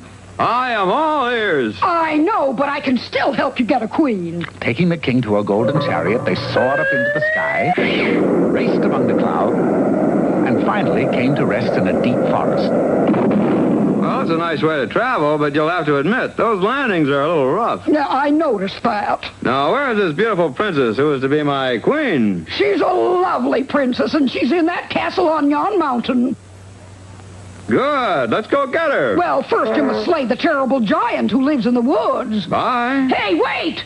With this magic sword, you can defeat him easily. Well, that was encouraging, and the king bravely entered the woods where he soon came face to face with the giant. Yourself. Now, stick 'em up. The king could have simply slain the giant on the spot, but for one thing, he had forgotten the magic sword. The giant gave the hapless king a terrible beating.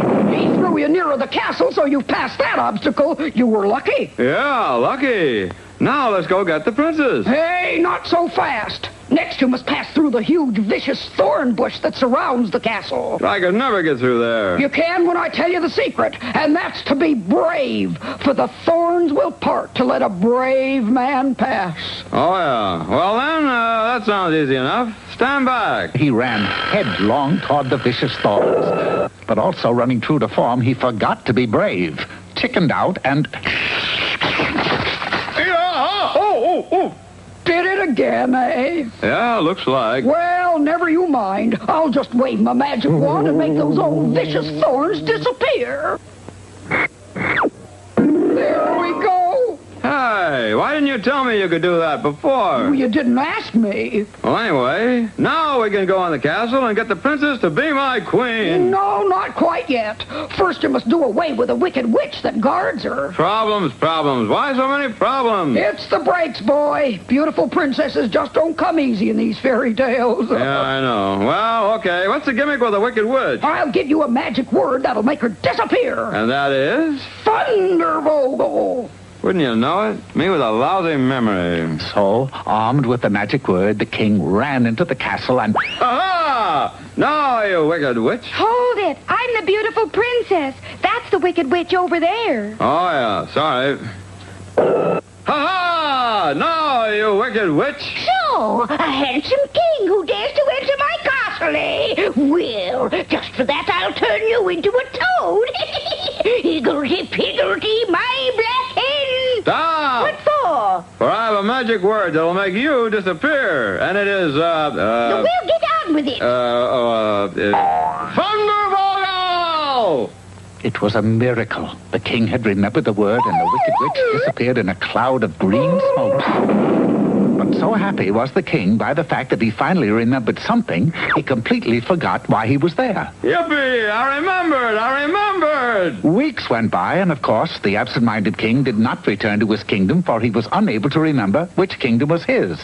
Finally, he chanced to pass a lovely young girl from whom he asked directions, and when she put her dainty finger to her chin to think over the question... Pardon me, but I can't help noticing that you have a string tied around your finger. What's it for? To help me remember.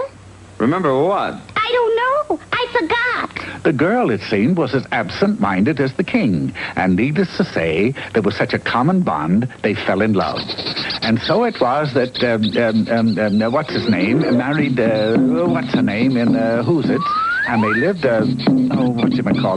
life happily ever after.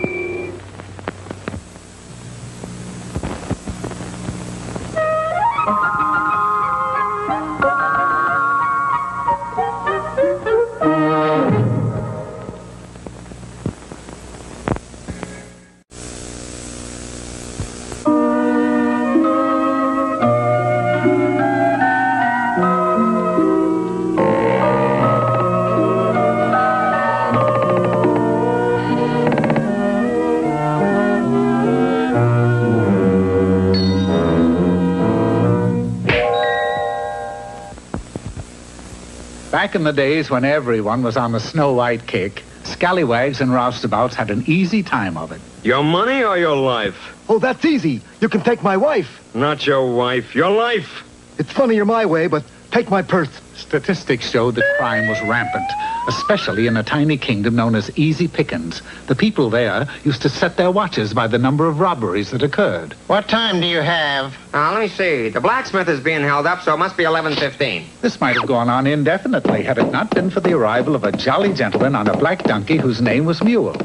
Mule! His name was Schuyler Sugg, and his hobby was preventing crime. Your money or your wife? Lady appeared as if by magic, and the robber was thwarted. What's more, Mr. Sugg spent the next 7 days in wielding his shillelagh in the cause of justice. Citizens of Easy Pickens, we owe a great deal to Schuyler Sugg. It comes to $43.12. He has not only cleaned out the town, but he's cleaned out the town treasury. Sugg opened a tiny but adequate detective agency and proceeded to solve any and all mysteries. I lost my pet cow, Mr. Sugg. You'll find him inside the counter at the butcher store at 89 cents a pound. He's on special, too. Somebody's been stealing eggs from our chicken house, Mr. Sugg. Oh, sorry, I didn't see you eating your breakfast. Be with you as soon as I finish these coddled eggs. And there's no doubt of it, fellow villagers. Schuyler Sugg is our man of the year. Yay! I don't know what to say, Mr. Mayor. Yay! That's when the trouble started. It was one of the coldest winters on record. And a massive fog bank sprang up out of the lower valleys and blanketed the area. It didn't stay very long, but it left behind something. For there, in the middle of a once vacant meadow, stood a black castle. Must be one of those prefab jobs. It was then he noticed that not a door or a window was to be seen. You in there! Lower the drawbridge! No answer. Just the cold, clammy wind whistling through the turrets. Better send a wire to Alfred Hitchcock. The news spread through the town like wildfire, and by noon, everyone was standing before the huge castle. It's black magic, that's what it is. Nonsense, Mr. Mayor. Here, boys, take these torches and set fire to the place. But suppose there's a witch in there. We'll smoke her out. Under Sugg's direction, the villagers set the castle on fire. Or at least they tried to. The castle won't burn, Mr. Sugg. What do you mean it won't burn? You can smell the smoke. But the smoke was coming from a nearby forest. Why, it's supernatural, that's what it is. We set the castle on fire and the forest burns up. Poppycock and Balderdash and all those other reindeer. The others were too frightened to move.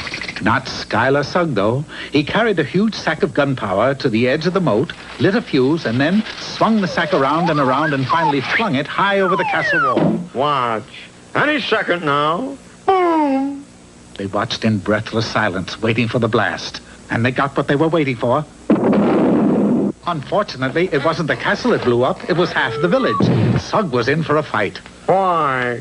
We better keep an eye on this castle. You'd better get some sleep, Schuyler. You've got an awful lot of work to do tomorrow. I have got an awful lot of work to do right now. Extracting a magnifying glass from his pocket, Schuyler left the warm fire to probe the back side of the castle. I'll take over while you're sleuthing. Nothing happened for about 10 or 15 minutes. Then, suddenly, the drawbridge of the castle slowly came down. What'll we do, Mr. Mayor? Only one thing to do. We've got to go inside. Brave words indeed. Thus the mayor, in fact, the remainder of the village, went slowly across the drawbridge and into the Black Castle. No sooner did they enter than the drawbridge mysteriously went up, sealing one and all inside. Dawn was late in coming, and so was Schuyler Sugg, who had gotten lost in the pitch darkness and spent most of the night home in bed. Good morning, A chill ran through him. There was no one left. They were such wonderful folks. They were always trying to do something for me. His hair, what was left of it, stood on end, as once more the drawbridge came down. Would he be able to summon enough courage to go in alone and uncover the secret? Heavens, no! I am not going in there! Oh, go on, Mr. Sugg. We'll be right behind you. Go ahead. Now, open the door. Surprise! Surprise! Happy birthday, Schuyler! Them's my kind of people. Concern 'em.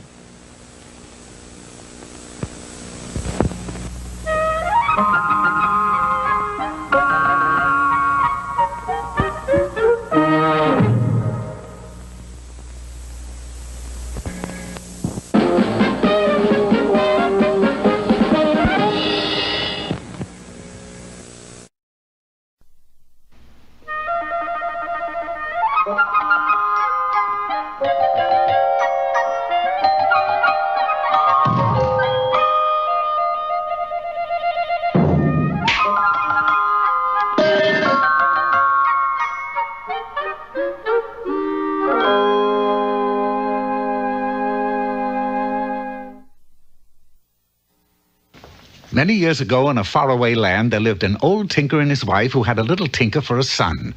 The old couple were very thin, but not because they were poor, for the old man had made a fine success of his business and they were quite wealthy. It was because their son had an appetite that was a frightening thing to behold, and every time they went to the cupboard for something to eat... Alas, the cupboard is bare. Yes, honey bun, and the same fate has befallen our icebox. Yeah, the boy's done it again. He's eaten everything in the house. Not quite. You mean? Yes, dearie, I hid a chicken-fried peacock in the chandelier. Thank heavens we're saved. They hurried into the other room, but alas again, when they had climbed up to the chandelier... Hi, Ma. Hi, Pa. Oh, he found it. I also found a knockwurst you had hidden under the mattress. Now, the old couple loved their son dearly, but as a matter of their own survival, they were forced to come to a decision on the spot. Why don't you leave home? Yes, it's time for you to go out in the world and make your fortune. This little silver hammer is the very same one I started with. Take it and good luck, son. May you become a big tinker someday. Knowing that he had come from a long line of tinkers, the lad was full of confidence, and quickly, going off to the nearest city, he walked along the streets crying his trade. I think. Unfortunately, the townspeople completely misunderstood what he was saying and took a dim view of such a proclamation. Shame on you. We don't want you kind around here. Out! The poor lad was stoned, and only by darting into a hollow tree at the last possible moment did the lad manage to escape with his life. He might have stayed in the hollow tree for the rest of his life if fate had not taken a hand, for it so happened that a fearful giant troll moved into the woods surrounding a nearby kingdom and was terrifying everybody with his thunderous roars. Me. Now, having a troll in one's woods is most undesirable, and the situation looked hopeless, but on that very afternoon, the royal woodchopper chanced to cut down the hollow tree in which the little tinker was hiding, and when it was brought to the castle... What's that inside the tree? A squirrel? With blue eyes? When it was discovered that it was a lad, the king was overjoyed. He must be an enchanted boy. Why else would he be living in a hollow tree? Maybe he's cuckoo. But the king, convinced that the young man was of the enchanted variety, quickly took him off to the edge of the great forest. With your magic powers, you can get rid of the troll for me. I don't know anything about getting rid of trolls, Your Highness. You see, I'm a tinker. None of us are perfect, boy. Now go! Being a tinker had been nothing but trouble. And just then, he came face to face with the frightful troll himself. Fee, fum, fo, fi. I smell a human passing by. It is only I. And whom are you? I'm a scared little tinker. A tinker? You mean an itinerant mender of pots and pans? I hope so. It's been so long, you know, I've forgotten. Good. I have a hole in my people pot.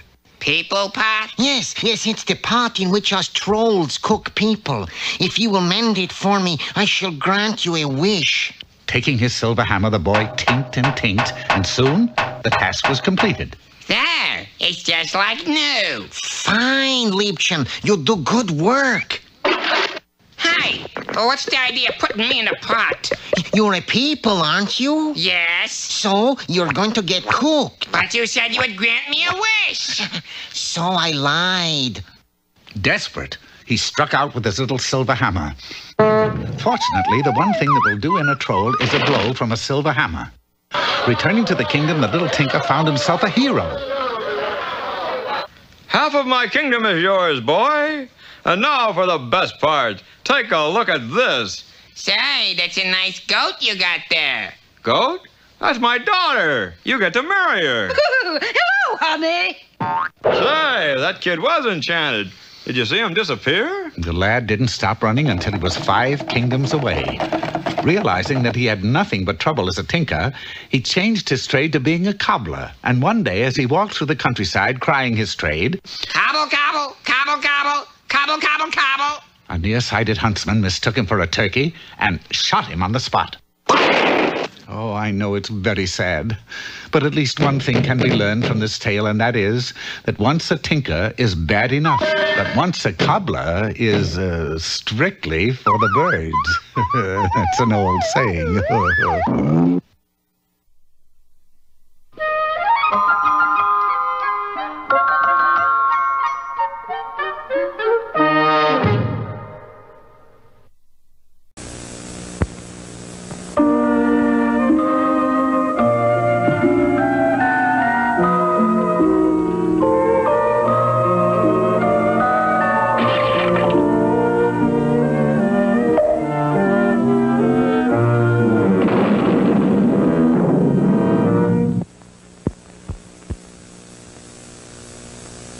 Many years ago in a primeval pond there were many frogs. But there was one frog among them who was different from all the rest. His mother called him Julius. Julius, you sit around all day doing nothing. Why don't you go out and play leap people with the other frogs? Thanks, but no thanks. Oh, what is the matter with you, Julius? You haven't touched your lunch. People have more fun than frogs. Yes, I guess they do. Now eat your flies. But it's no fun eating flies. In fact, being a frog is no fun, you know. If you want to have fun, you got to be a people because... I know. People have more fun than frogs. Yes, that was the trouble with Julius. People did have more fun than frogs, and he knew it. For many was the time he would sit by the road leading to the great kingdom and watch the people as they passed. They were all having fun. Julius couldn't stand it any longer, and knowing that he could never be happy unless he was a people, while the little frog hopped off into the dark woods to do something about it. By noon that same day, he arrived at the house of his fairy frog mother. So you want to be a people, do you, Julius? More than anything. Can you do it? Well, of course. All I have to do is tap you with my wand, like this. It worked, for he began to grow, and suddenly... Unfortunately, there are all types of people, and Julius had turned into the type that is fat and bald with a long nose. It's quite possible that Julius would have had fun, but for one thing. The first person he chanced to meet was the local bully. Hey, Fatso, come here. Yes? Hey, let me see if that nose is real. Hey, what do you know it is? Boy, I'd like to have that thing full of nickels. And from that moment on, everywhere Julius went, people laughed at it. Now, this is no fun, even if you are a people. So, Julius returned to the house of his fairy frog mother. Well, land's sake, why didn't you tell me you wanted to be a handsome people? Never mind. The point is, could you do it now? Well, certainly. I simply have to tap you with my wand and... When the smoke cleared, he had been changed into a fine, strong, handsome young man. Now, certain that he could begin to have fun as a handsome people, Julius hurried back to town. It was then that another unfortunate thing happened. The evil king of a neighboring kingdom declared war. And Julius was drafted. Army life was not easy on Julius. Name? Julius will run us. Where were you born? In a pond in New Jersey. Very funny. Sign here. Next. Good heavens, where did you get those flat feet? Well, it's simple, you know, like, you see, I'm really a frog, and... Very funny. Next. Turn your head and cough. Hey, hey, hey, hey! There were months of drilling, marching, and intensive training. Then finally, Julius was marched into battle, where his luck ran through to fall, for Julius was the first casualty. Weeks later, when he was released from the hospital, Julius once again hurried to his fairy frog mother. I'm telling you, Frog Mother, I could not stand to go through a thing like that again, you know. So, like, you gotta make me 4F. All righty. All I have to do... I know, tap me with your wand, but not so hard. The tap of that little frog mother's wand was enough to make anybody 4F. So, for the third time, Julius headed for town to have fun as a people. He'd only gone a short distance along the road when he suddenly heard a startling sound. And there, just ahead, he saw a large, vicious dog that had chased someone up a tree. Go away, shoo, scat. Then it's safe to come down now. Jump and I will catch you. Well, I will be. I did not know that dogs treat pigs. I'm not a pig, silly. I'm a princess. And because you saved my life, you get to marry me. Marry you? Yes, isn't it romantic? Yeah, boy. Yeah, boy. I'll have Father arrange for the wedding right away. No. Hey, come back! This time it was a desperate Julius that ran to the house of his fairy frog mother. I never want to be a people again. Change me back into a frog, Frog Mother. Hurry, hit me with your wand. Can't. Broke it over your head when I made you 4F. But there is a way. If you can just hold out until the clock strikes 12, the spell will be broken, and you'll turn back into a frog all by yourself. Peekaboo! Julius ran like a deer for the next 5 hours. Then, when it seemed as though he simply couldn't take another step, the big clock in the tower struck 12. And with a blinding flash, Julius turned back into a frog. And he never did have any fun. Now, one would admit that this is rather a sad tale of a frog, but don't feel too badly because not a word of it is true, for you see, it's a well-known fact that frogs don't have tails.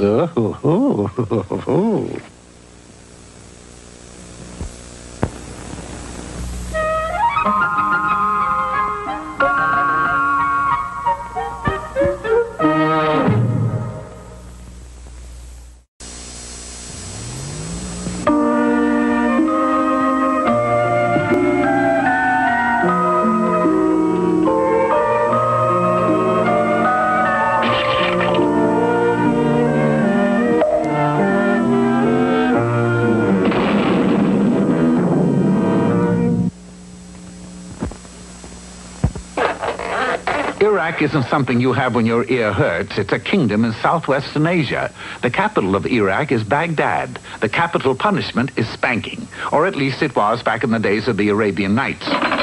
Watch closely, offenders and unbelievers. I will perform for you the magic rope trick. The faker pointed to a basket filled with frayed hemp and...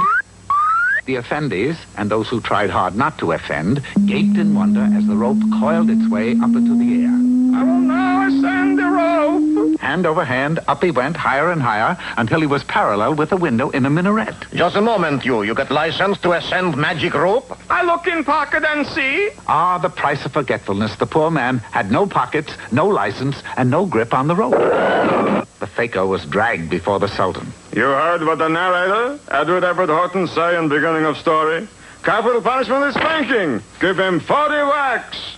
The punishment was meted out, and although it may seem tame to some, there were others who insisted that the Sultan went too far. You got license to eat broken glass? You soldier, you got license to ask for license? Everybody got spanked at least once a week. In fact, once a year, on Spanky McFarlane Day, it was considered poor taste if one didn't get spanked. I got happy kingdom. Everyone gets spanked but me, and that's because I'm the Sultan. That's what he thought. You see, a recent earthquake had toppled a small building in the city, and all that remained was a huge square boulder. Atop of this boulder sat a set of false teeth, and carved in the rock were the words, "He who wears these dentures is the rightful ruler of Baghdad." Who do you suppose wrote that? A guy named Dr. Beecham? It didn't matter who wrote it. The important thing was that someone had to be found who could wear the teeth. I got first crack at it. But you already got mouthful of teeth. A minor detail. The palace was 4 stories high, so was the Sultan. Else he wouldn't have had nerve enough to jump off. Well, Sultan, you're going to be all right. You lose every tooth in your head, but you're going to be all right. As soon as he was well enough to walk, the Sultan appeared before the boulder. Everybody look. I will put these false teeth in my mouth, and I will be rightful ruler, which I am anyway. But it wasn't meant to be, for the teeth snapped and bit his finger. Yow! When the word spread that Baghdad was now Sultanless, every Baghdadian applied for the job. According to the medical reports, there were 50,000 broken fingers that day.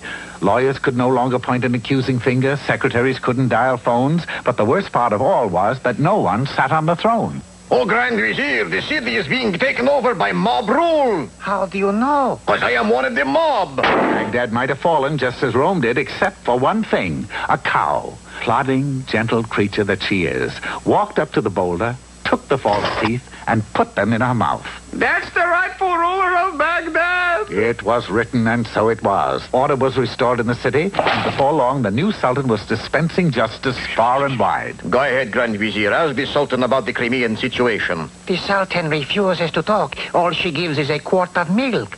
Well, she got to say something, or else she ain't no Sultan. Sultan, who killed Cock Robin? See, she don't say nothing. I got good idea. Let's get rid of her. Wait, we give last chance. Sultan, women in east side of Baghdad refuse to wear gunny sacks. What should they wear? Let's jump him. No, look. Sultan is about to speak. Moo, moo. Thus it was that the women on the east side started wearing muumuus. They were happy, the Grand Vizier was happy, and the Sultan was happy. Life in Baghdad went along swimmingly. And then, on a fateful day in October... What is it, Halloween? It's the Phoenicians, Grand Vizier. They are attacking us. Yes, and at that very moment the Phoenician army was swarming over the city walls. They will make a final assault in a second. Quick, Sultan, do something. Yes, tell them what Sherman said about war. The Phoenician commanders had heard about the cow who ruled Baghdad, and they stood patiently waiting for her to speak. Mm-hmm. That word moo again. Only this time it proved the cow's undoing, for moo in Phoenician means drop dead. This so infuriated the invaders that they launched a dreadful assault. One that overran Baghdad in 10 seconds. A new sultan, or rather the old one, was put back on the throne, and Baghdad was forced to pay an enormous tribute to our conquerors. As for the poor cow, she was so frightened that she never spoke again. This, of course, made the sultan very happy, and he treated the cow royally. She's the only female around here who keeps her mouth shut. Which, of course, proves the old Baghdad proverb. No moose is good moose.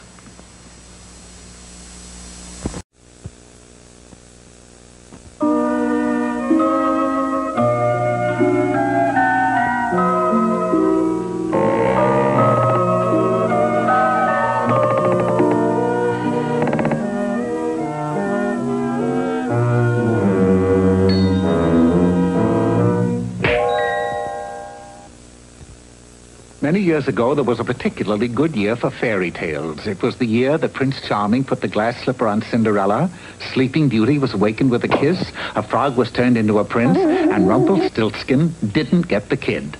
Fairy godmothers were everywhere and times were good. Everybody was healthy, wealthy, and happy.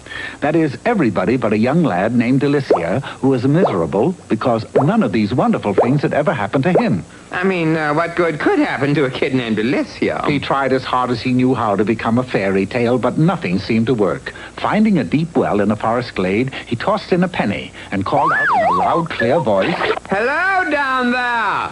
Are you a magic wishing type well?" No! I was afraid of that. Can I have my penny back? No! I was afraid of that, too. Then, in hopes of finding a magic mirror, he used his last cent to buy every mirror in town. Now hear this. Any one of you who's a magic mirror, signify by saying I. One mirror sang 3 choruses of Whistle While You Work, and 2 others said poems, but not one said I. Delicia had failed again. It was quite discouraging, but as he walked down a lonely road, he saw something that made his eyes glisten with excitement. It must be a magic sword. With this, I can slay a dragon, become famous, and win a princess. He hurried off, and in a short time, he found a huge and vicious dragon.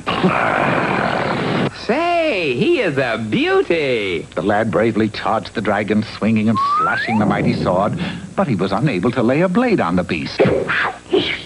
The dragon, in complete control of the situation from the start, breathed fire on him. Then kicked him so hard that he landed in a heap.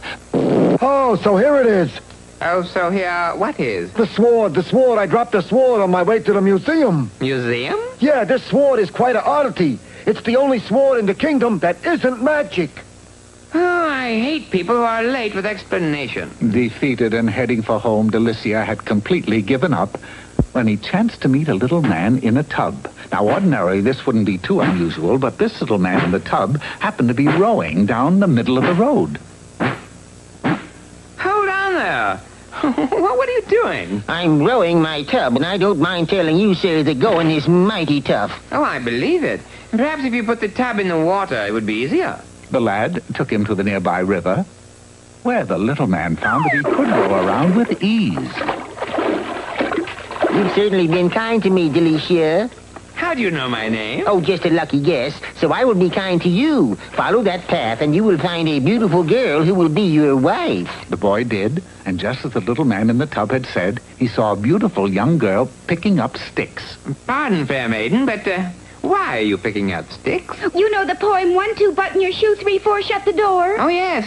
5, 6, pick up sticks. What about it? Pick up sticks is all I know of it, so. Pick up sticks, pick up sticks, pick up... By the way, do you want to get married? It had worked out just as the little man in the tub had said, and they were married. Come in, dear. This is your new home. Here we come, my love. We? Mother has to come live with us. Well, don't just stand there, stupid. Get your apron on. You got work to do. From that moment on, Delicia did the cooking, the dishes, swept the floors, and made the beds. But one day, on his coffee break, he hurried down to the river. He found the little man in the tub and told him of his plight. Mother-in-law is pretty mean, huh? Yes. I think she used to teach ogres to fight dirty. Perhaps if you were rich, she'd go easier on you. Rich? Well, how am I going to get rich? Easy. Take this sack of genuine gold.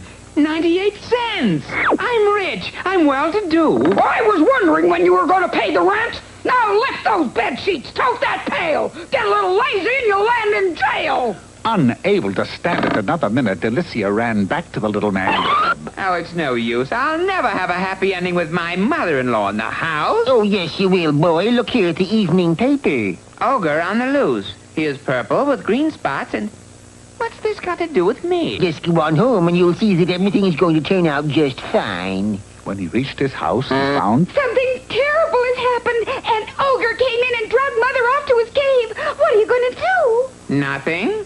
I mean, the ogre got himself into that fix. Now let him get out of it. And so they both lived happily ever after, which is more that can be said for the ogre.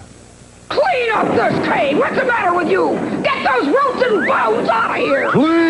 Please don't beat this old purple body. Don't hit me.